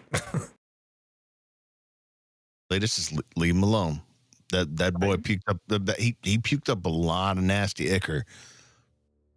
And I'm not gonna claim that I know exactly what was going on, but he did this thing on this thing that was supposed to kill everybody, and I mean he's hungry. You know what? There's one thing I can definitely guarantee is I can feed you. I'm just gonna grab you, my dusty ass, and I'm gonna pull you in. Oh, whoa! What is that? Ooh, what's that smell? Oh, what do you it's- got on you? Dirt, patchouli, and the fact that I need a bath. Even I think I stink. I do want to say one thing to all of you. Thanks a lot for leaving the dead guy by the front door. That took a while to get rid of. Wait, I thought we threw Couldn't the find dead nowhere guy to in put him. we threw the dead guy in the forge, didn't we? Yeah, he got incinerated. Okay, Yeah. well, there was some dead guys by the front door, and I'm not That's lying. another dead That guy. might have been one of our neighbors. What? That was Shoeless Joe. That was like, That was Shoeless Joe.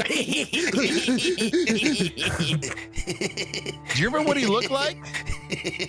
Oh, he looked old or older. died with a he- smile and a he- laugh. Have overalls on. Oh, Oh y'all, yeah, y'all think you killed him. Y'all think you killed him. We're trying real hard right now. Next time he shows up, I'm just snapping his neck and it's over. Neighborly disadvantage.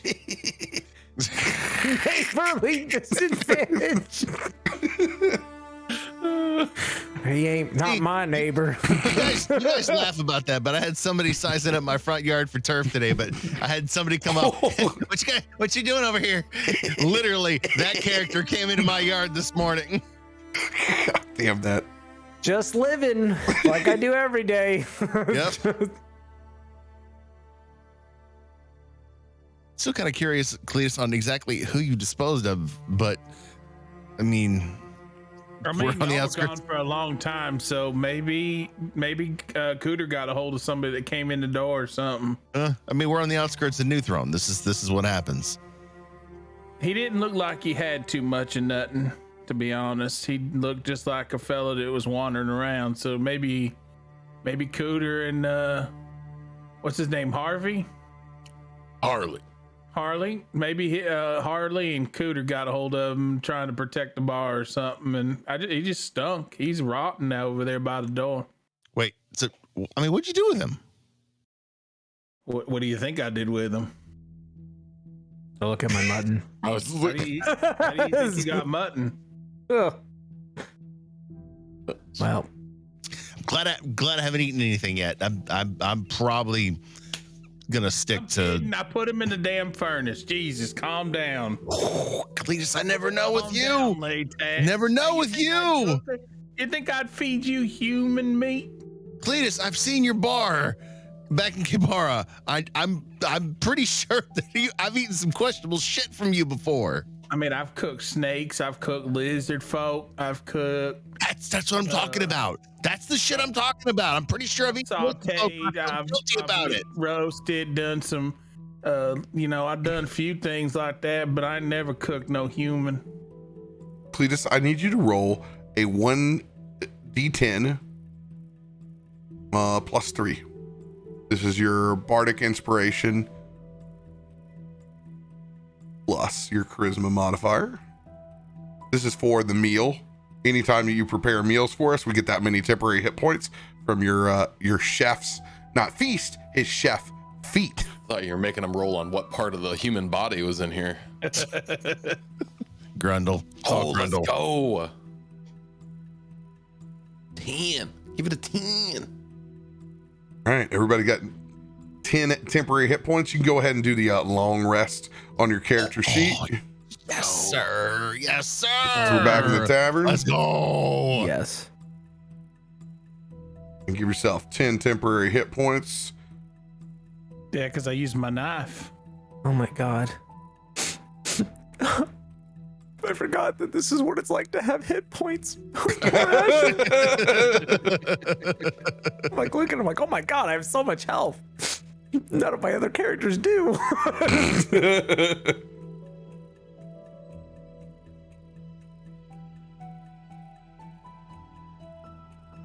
Garomesh Go ahead. walks back in, begins cleaning, takes care of his crossbows. It's the hay. See old Salty's business as usual. Only good dreams for you, my friend. No. I did essentially call him a fucking liar. I mean, you know what? He'll get glad in the same shoes he got mad in. Some old woman on the street taught me that. I don't know whether it's true or not. I don't fucking care, but it's something to say that's comforting, at least to me. What if you don't wear shoes? If they call me a hippie, I don't understand. I heard somewhere that it was if you wish in one hand and shit in the other, you see which one fills up first. That's a shithead, of course. Yeah, that's right. Actually, you got me. I don't think I'm gonna shit in my hands. It's nasty business. If I could actually shit, I would shit on a lot of things. Probably not your own hands, though, would you? I wouldn't rule it out. Wait, don't you have a gas hole? We're not talking about my gas hole.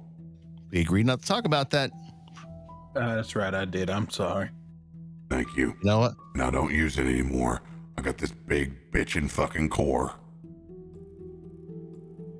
Hey, by the way, I do want to let you know this forge thing's real nice. Yeah, you like that, don't you? Until this morning. Yeah, this is the first time I've seen it. Is that how you got this dwarven bread extra crispy on the outside? Did you notice how crispy it was? Oh my God, crispy on the outside, gooey in the middle. That cheese was like super crispy. Dude, nailed it. I love this new forge. Can't say it enough. I'm telling you right now, when Cletus's Lone Star Tavern is well known amongst this area, they're going to be pouring in here at 2 a.m. for this bread. Oh, Recoil, I do have a request. What's that? I need a frigidator.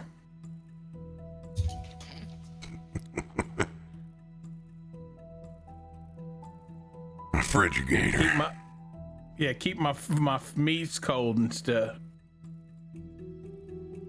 Can you make one of them? The amount of power that we're gonna need. We're better off find some magical jackhole and ripping his bag of coaling off. I'll work on it. It won't be large though, I'm telling you. You're really gonna have to I'm pick fine and with a choose small what you can put in refrigerator. there. especially out here. So much damn humidity. And I'm gonna go over to Oxy. You gotta stop looking like shit. And I cast Lesser Restoration on you so you can finally get to straight up. I'm gonna spend a second level spell slot. Oh, man. It's just been a lot. It's been a fucking lot, okay? But we're good. Appreciate that. Hey, did I hear something over the radio about you got some new fancy steering wheel or whatnot? Yeah, we found ourselves the tool they've been using to move them airships around. Able to get it attached to our new tank. Now, Recoil here can drive it with his mind. What? Yep. It's pretty damn neat. Best part. Have you tried driving it yet while we at your mine? I did a couple donuts, but no, I'll let Speed Demon here get us home. If I concentrate on it, it'll come in handy in a pinch, but I wouldn't hold out for no self-driving cars anytime soon. You know, that actually makes me think of something. Is there any way we can rig the exhaust from your furnace into like a bathtub on the other side so that I could take a warm bath? That's a good way to lay down and die. I'm just thinking, you know, since you covered me in muck from the very beginning with your donuts, you know, warm bath might not be a bad thing. You don't want the exhaust going over there. But That would kill you. I don't know anything about this. This is your realm. I'm just thinking about a warm bath. Listen, here's what you do, okay? So you know them coals in that furnace? What you do is you put a bunch of water in that bathtub, okay? And then what you do is you set some of them hot coals under that bathtub. You're done. Good to go. Cletus, when did you become an artificer? I'm just telling you what Mama used to do. Right. Yeah. So, Rico, what's your idea? just listen to the country boy, for God's sakes. I ain't got nothing built for you, and he just showed you how to heat the bathtub. I already know how to do that, though. Didn't do it. You just got to grab some of them coals, put them under there. That's what I'm gonna do. I was just trying to be lazy. Fuck You think it. I was gonna pull a boiler out of my fucking ass in time for you to get a bath tonight? I'm good, Yes. but I'm not that good. Well, my confidence is in you misplaced then. I do like where your head's at, though. I think getting this place some nice running hot water might not be a bad move going forward. Well, we can run it through the back of the forge. Oh, yeah. We make this happen. It just ain't happening tonight. I fucking fine. hate bending pipe. It's the might fucking hate- worst. You might hate bending it, but I sure as hell like laying it. You're just like the rest of the shitheads I used to work on that fucking ship with. I sure like laying it. I think it's something about altitude in your dick that you can't handle. Something Really? else. Appreciate that.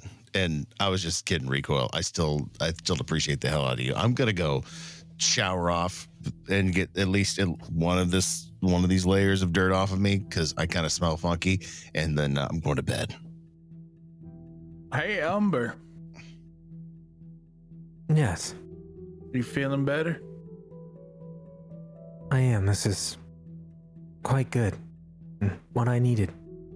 It was a long day. Was you out there thinking about the dwarven bread the whole time? In the end, yes. Glad After the ceremony, it was quite a big help, Cletus. I hope you realize what these moments mean to a lot of people. Yeah, I mean, it's just what I do. I mean, I don't really know what it means, but I know, you know, when I be making the food, it be making me happy. So I'm assuming it's gonna make y'all happy, right? It has different meanings for different people. And right now, comfort and healing. It's doing its job, Thank as are you. Oh, by the way, Recoil, I put my first batch of liquor on the forge and didn't realize how hot it was, and it's real strong. I done messed it up. I can't even drink it. It's so strong. It might be like 350 proof. Sounds perfect. Thanks. Yeah, it's in that silver container over there on by the forge. Now, I got a project I've been thinking about. That should be able to keep me fuel for the rest of the night on it. Well, hold up here. I ain't never met no bottle of whiskey I can't take a swig off of. Oh no. Oh, good. Get your ass over here. I would not do that. You ever seen one of these? And he throws down what looks like a typical energy cell.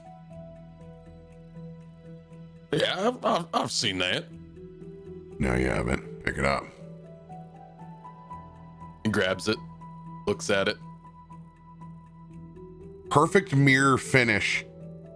And just as that candlelight you can see hits the top of it, it sends it and directs that candlelight like a beam. Well, shit. We're working this in over the top of the cannon. That thing's a reflect cell. That can reflect more than just light, I take it. Take a shot. You're gonna need it. As we begin drinking and putting this arcane mirror cell into my cannon, if a spell misses me or I save the saving throw, I can redirect that one spell back, and they have to make a saving throw, or I make my spell attack against them with the same spell. Oh shit. That's dirty. Oh no, it doesn't. It reflects it back in radiant. Oh, that's dope. Oh, even better. That's fucking cool. It takes it, eats the spell, and sends it back as radiant energy. If they miss targeting, and that's only targets you specifically. Single. It's a single shot. No AoEs. Yeah. So I can reflect one back. So it's essentially my cannon can counter strike them. Right. But with spells, which is pretty freaking cool. You and Recoil start taking 300 tests. Go ahead and make me a con save with disadvantage on that high test. Unless you can tell me some possible way you've been drinking literal. I mean, he's been drinking for a long time, but I mean, 300 proof. I don't think that's something anybody's ever touched before. I will say this much: there are the stories of them drinking that torpedo fuel in World War II. Okay. Yep. And if there was Reedring might just be bumfucked enough to do something like that. I'll let you do it straight up. One con save, because you're a nasty fucker. Right. That's the real thing. That's the real thing. Oh no! Oh no! And it's bad, man. It's dead. Like as soon as what's really funny is that as soon as he puts that up to his nose, he knows this is not the right thing to do. But he's too far in now. He's got it. Oh, fuck. Does this shot and it's not the first shot. It's not the first shot that gets you. You take that one down. Fuck it. And you keep working with Recoil. Oh no. Oh no. Oh no. And then it hits. And it's like eating too many jalapenos. And your stomach flips. And you go for that last one and you can feel it. You're trying to hold your vomit back. recoil. Oxenheim, you can do this, man. You're better than this. That's it. One more click. You throw up the same time we get the cell in, just the right point. Your projectile vomit hits up. The arcane shield hits. Your vomit slams into it. Boom! Shoots off in a shot that hits you across the temple. Down, out cold. You just vomited yourself with radiant energy of all things. Holy shit. Yes, you could say it works. At least we know it works. He's out fucking cold. I want to say about that time I come in fully naked. What the hell happened in here? What a fucking time to roll a 1. Oh, that's so good. Oh, that's so good. He threw up on my gun. And it knocked his ass out. Harley comes over and starts licking the vomit up off my face. Which with a metal dog just spreads it around. I was just gonna say Cooter's there too. Cooter does help They're clean it off. sharing in it. Do we need, you want to leave him there or should we get him in bed? No, I got it, guys. Step back. I go over to the sink and just get some cold ass water and just pour it right on his face really fast. It wipes the vomit off, but he's out. He's out. That's a nat 1. Trying to drink 300 proof hooch. I get down on my knees and slap the floor. 3, 2, 1. He's out. He's just got those anime like swirly eyes. Just like spinning. Recoil throws you up around your head. over his shoulder. Come on, tough guy. Fucking, I just one of those days. I'm just gonna. Cletus, you're gonna need a lot of water and some really strong coffee for him in the morning. You said they were drinking 300 proof, Yeah, it was like 150% alcohol. He works good when he's drunk. We fixed that gun. I'm glad. Would have taken me twice the time without him. Actually, you're making coffee in the morning, by the way, Leightash. It was your time tomorrow. Great. Well, I'm gonna grab the rug that's on the floor. I'm gonna throw it around me so I'm not completely naked at this point, and make my way back over to my corner. Fine. I'm gonna have to wake up. At least I'm clean. My clothes are drying. I'm gonna sit in my corner and meditate. Put some fucking clothes on, hippie. Jesus. They're drying. They were dirty. I cleaned them so you wouldn't bitch about it. Get a I don't have second anything set. else. Recoil does this all with a smile. He takes care of the rest of his arcane cannon. All I know is, you know what? This rug right here is gorgeous, and that was the inspiration for everything.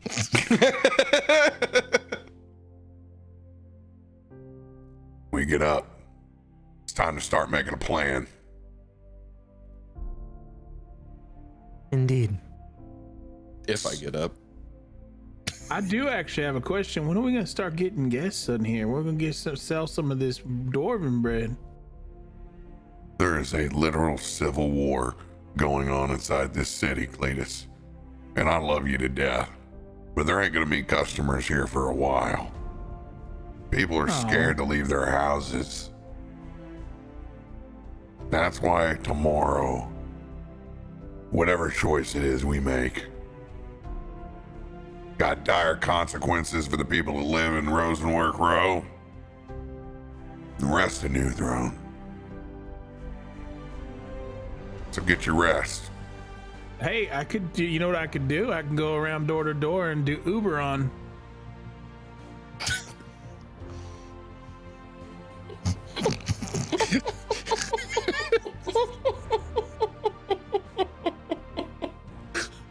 With a fucking tank that is driven by Recoil's mind. Actually, come here, Cletus. I'm gonna show you Shithead's bike and how to use it. Stay away from my bike. Shut the fuck up. This is Eberron now, bitch. Come here. Let me show you how Is this to a use little this pony? thing. Oh man. It's a little funky. Yes. Oh my gosh. So much.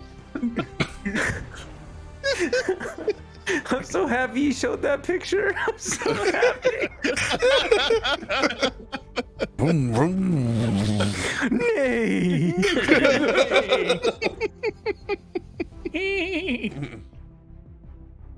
Oh my gosh.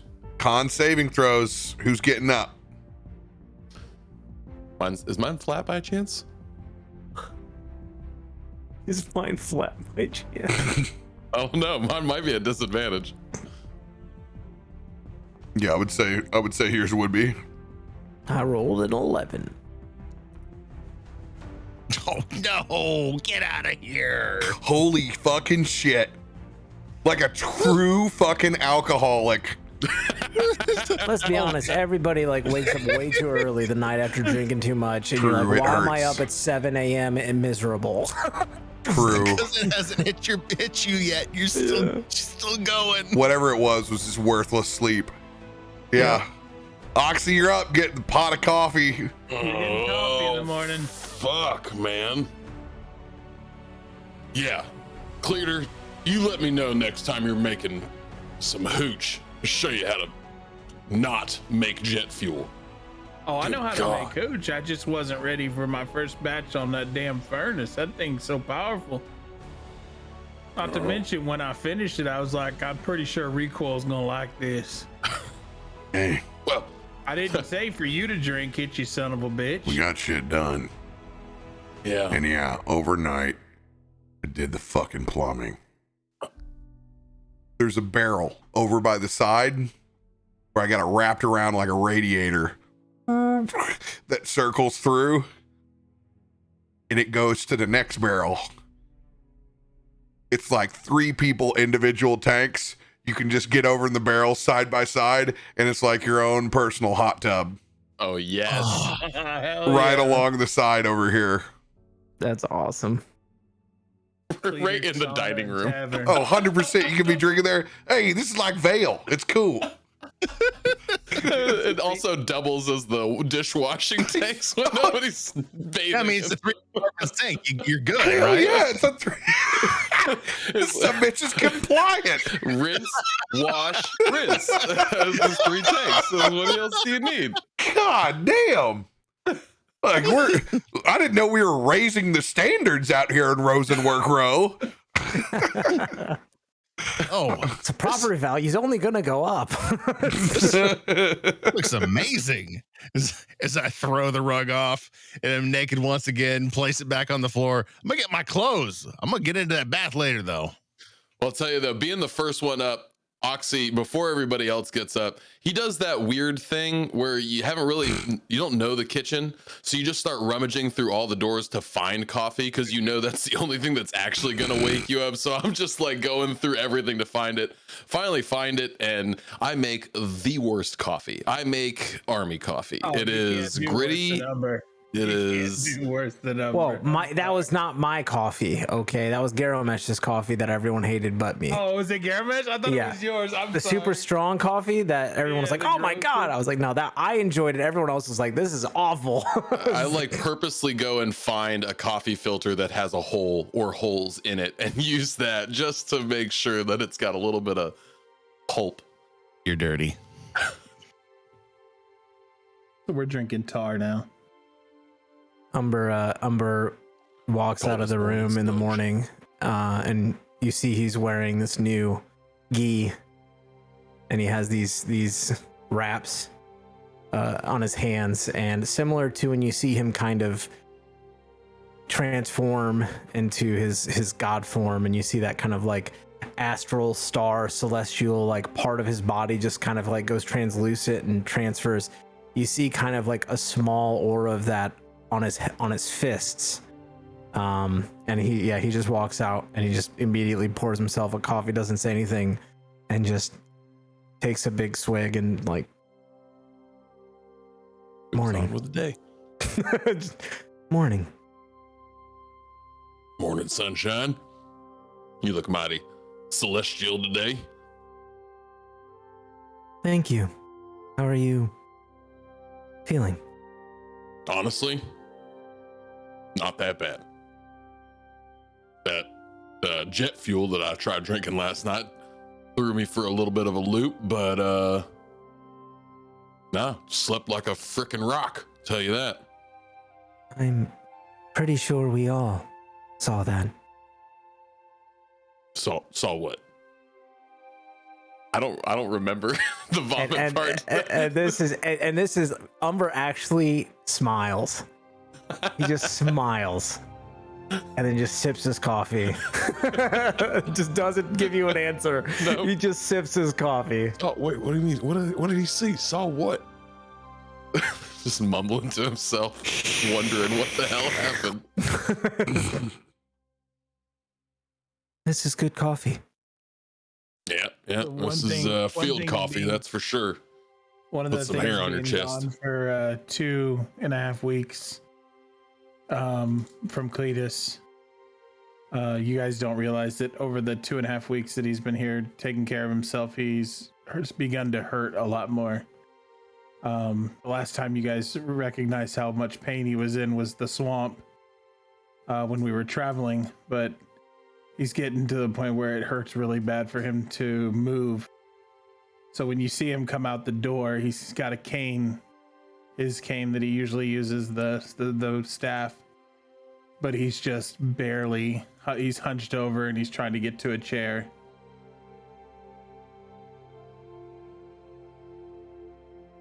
You okay there, old timer? I'm all right. I'm gonna get through. I smell coffee though. Yeah, and let me get you a cup. Pull up a stool here. Thank you. Y'all want me to make breakfast? Perhaps you rest this morning. I'll make breakfast. Thank you, Umber. I haven't had somebody make me breakfast in a long time. And I go and I do the same exact thing Oxy does, and I spend like 25 minutes trying to find anything because I don't know, because Cletus has done all of it, so I'm like looking No. through shelves and like There's one thing in not being able to cook very well. Another thing is going through a man's well-stocked pantry. You do this like any other child does. You pull out the most delicious things. You have no idea what to do with them. And somehow you always end up with nachos. but breakfast nachos. But breakfast That's nachos. nachos, honestly. Your own spin. You're like, oh, got some ground sausage over here. Shit. I got a good old block of cheese I can shred up. Man, that looks good. I get some like tortillas. Like, Oh, so, like, if you don't think Cletus has been frying fresh tortilla chips, you're out of your mind. There's a nice sack of them over there, well salted too. Ones that just absolutely make you drink a beer, even if you had no intention to. The minute you drink it, it's literally a pairing fit for the gods. cook some eggs up. Literal breakfast nachos. Chilaquiles. I'm curious just because Umber's not a great cook, because he doesn't do it very often. What do you want me to roll to see how good this is? Survival. Survival. Yeah, it's a 7. That 20 was right there. But wait, nope. We're it's getting near the end here, so I got inspo. I might as well use it. So Uses that inspiration. I've got like a bunch of D10s, so I'm going for broke here. Let's bump that up a little bit. Give me some dignity. Oh my god! Yeah! Go. Give me some It's like the dignity. best nachos, You see, but like, pretty dang you see, good I nachos. try a couple, and then you just see me go. I just kind of like, ugh. And then I'm like, 3 more minutes. And I like I make some alterations, and then I Nothing. try it. I'm like, ah.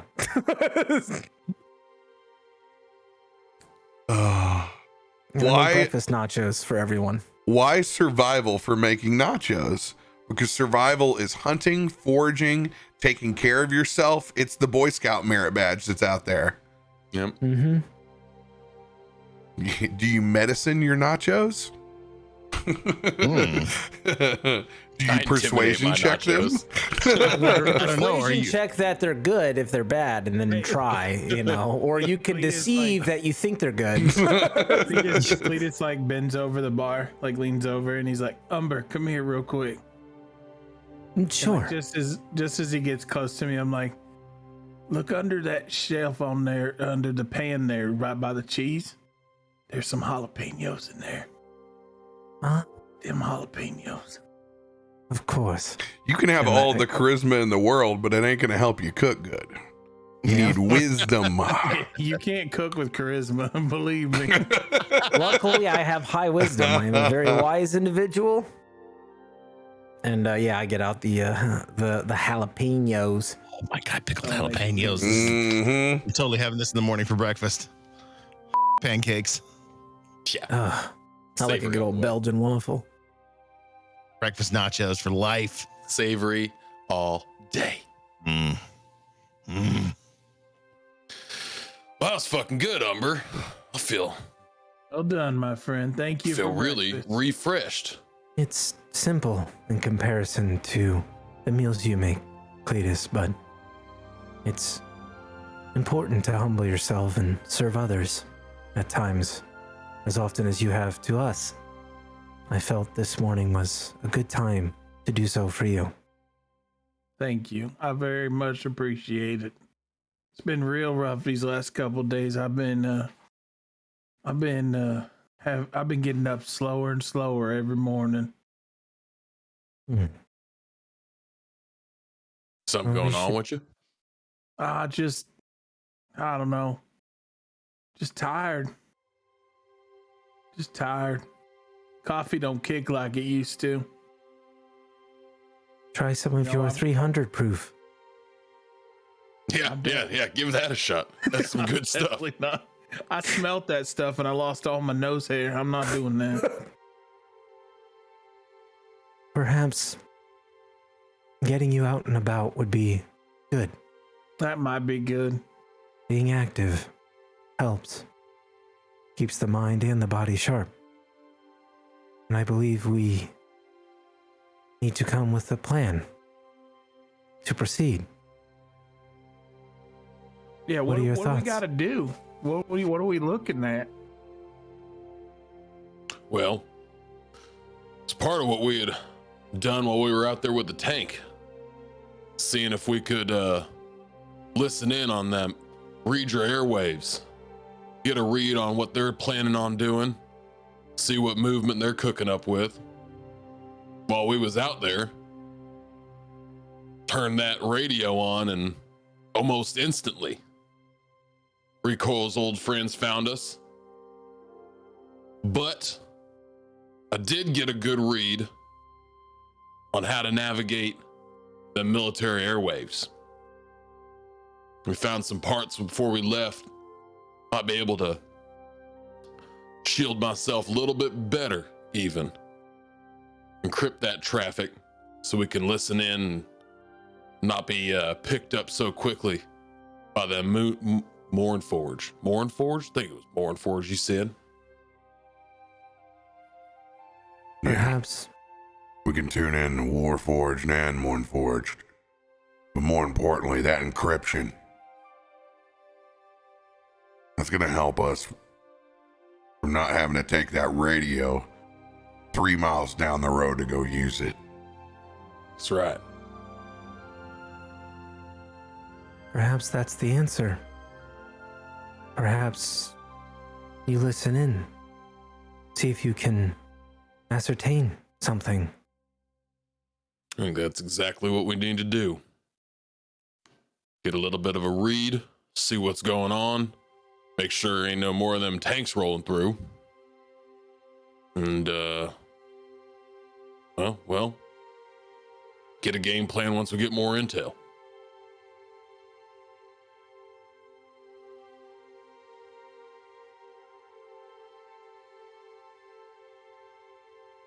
Sounds like a good idea. We can rest up a little bit. Get some energy back in us. hunker down with his radio. See if we can get a piece of information. We know they're underground. Maybe some of your memories will come back of how to get there. Be a hell of a things start been to know piecing where together. it's at. I think the more I see stuff, more things kind of click. Getting out and about once we start seeing. Things are coming back. One other thing.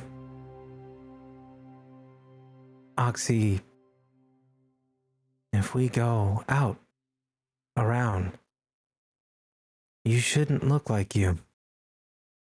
You're, from what I understand, and I don't fully grasp, but someone of importance.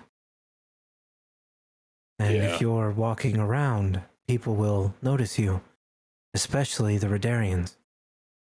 Right? Yeah, exactly. They'll know exactly who I am. So you should try to disguise yourself or stay hidden or something. This armor is important. Get what you're saying though, too. Stick out like a sore thumb. Maybe Umber, there's some. would you want me to disguise who I am walking through these streets? I don't know what you mean. Oxy as I am. Sore thumb. We kind of stick out. Yet, we walk together. Would you hide who you are?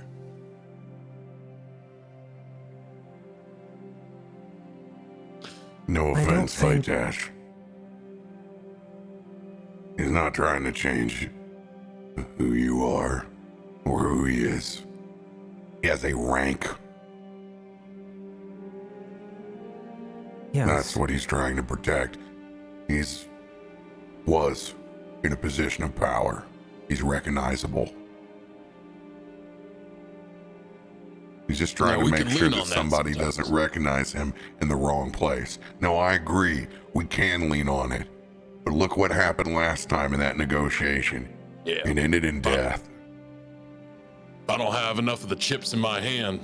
Might not go so well. You're getting there, though. I don't know if there's something we can give. Maybe a hood and cowl. Something simple. Cover up a little bit of the armor. I got an idea. Perhaps. It was merely an observation. I don't fully understand the structure around it. Umber, you gotta remember what it's like.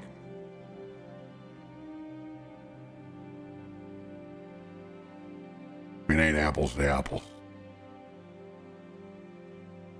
But just about everybody in this room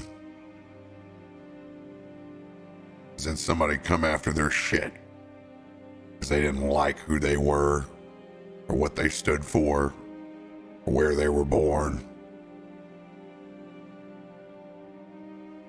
That's a man who can't go back to his home anymore. You gotta remember, he's gonna speak with his heart first. When you speak with your logic, you come from two different sides of the coin. That's all. Of course. Oxy walks over to Leightash. I appreciate that, though. I ain't trying to hide who I am. I don't know all of the pieces, but we gotta play smart. No, you're right. I don't want to see you get lost in hiding yourself here. But Recoil's right. What you see and what you feel are two different things. So maybe you need to lead with the heart and let them see what they want.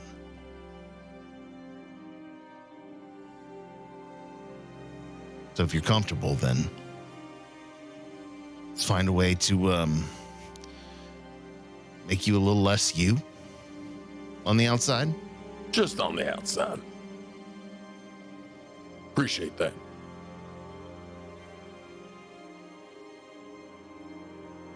I mean, there's a fantastic rug there that I slept in last night that we could probably fashion into some sort of cloak. Yeah, I think cloak's gonna be the easiest way to go. Something I can put on, take off quickly.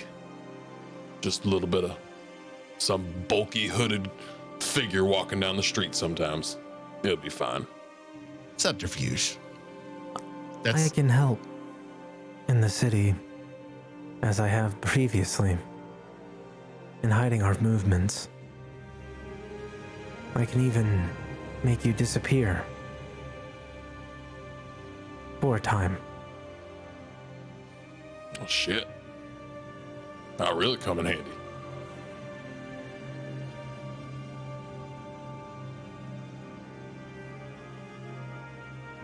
But for now, perhaps the radio. I was just thinking the same thing. As I cast a guidance on you, not knowing if it'll help, but I just lay a hand on your shoulder, and that similar red gold hue flares quickly, and then yeah. No one need it. Go ahead. Turn that thing on. So that same helmet's gonna kind of come out from the back of the armor, wrap its way around, attach the band around his head to adorn that helm of awareness, fused with the ring of mind shielding that he's built. Gives some telepathic shielding. And then the antenna is gonna come out from the back of the armor as well. He's gonna close his eyes, just kind of look up. Well, here's nothing. Now, you have gonna open his advantage mind up. with that cell. What else do you have? I got a guidance, so that's a D4. Mm-hmm. Yep. And we're doing spell attack, right? Yep. So that's what we got. Advantage We got, spell attack with guidance. Okay.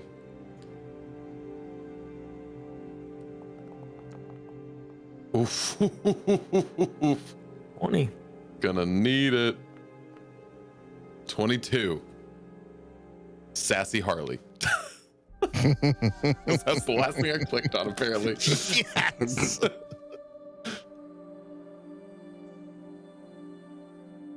Here comes Radarian roll. Oh, man. 1d20 plus 5. You know what? No. Can I lucky one of those rolls? Because they were both pretty low, weren't they? 9 and a 3.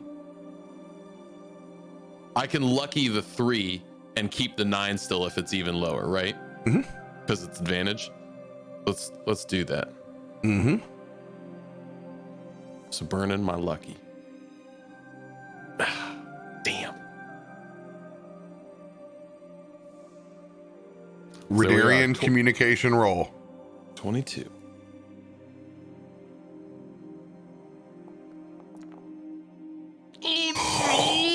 Oh my gosh! That guidance, baby. That guidance. Oh my gosh! Focusing in.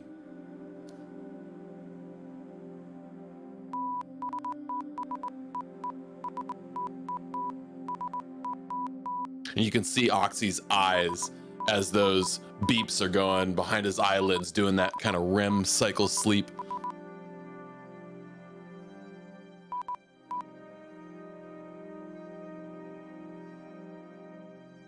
Prepare to launch the temporary monoliths.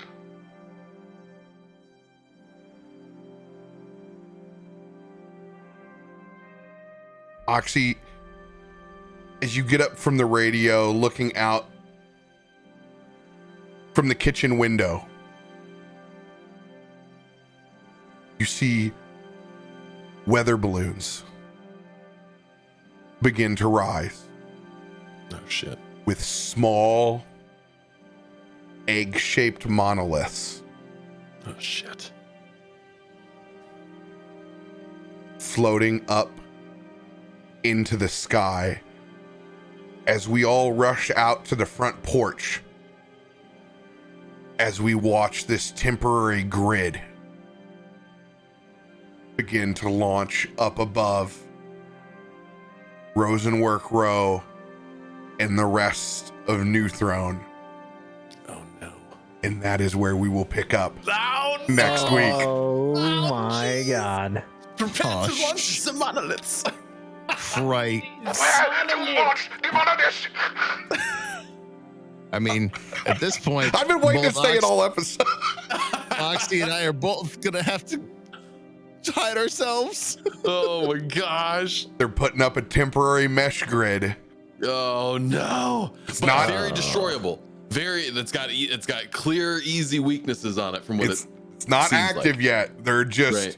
you can see they're doing each step like what can we scrum to get they are in full panic mode. Right. Right. They're Big trying to beast is set down. up a connection to talk back home. I will share this much. There is part of a modified madness table for them Oh my god.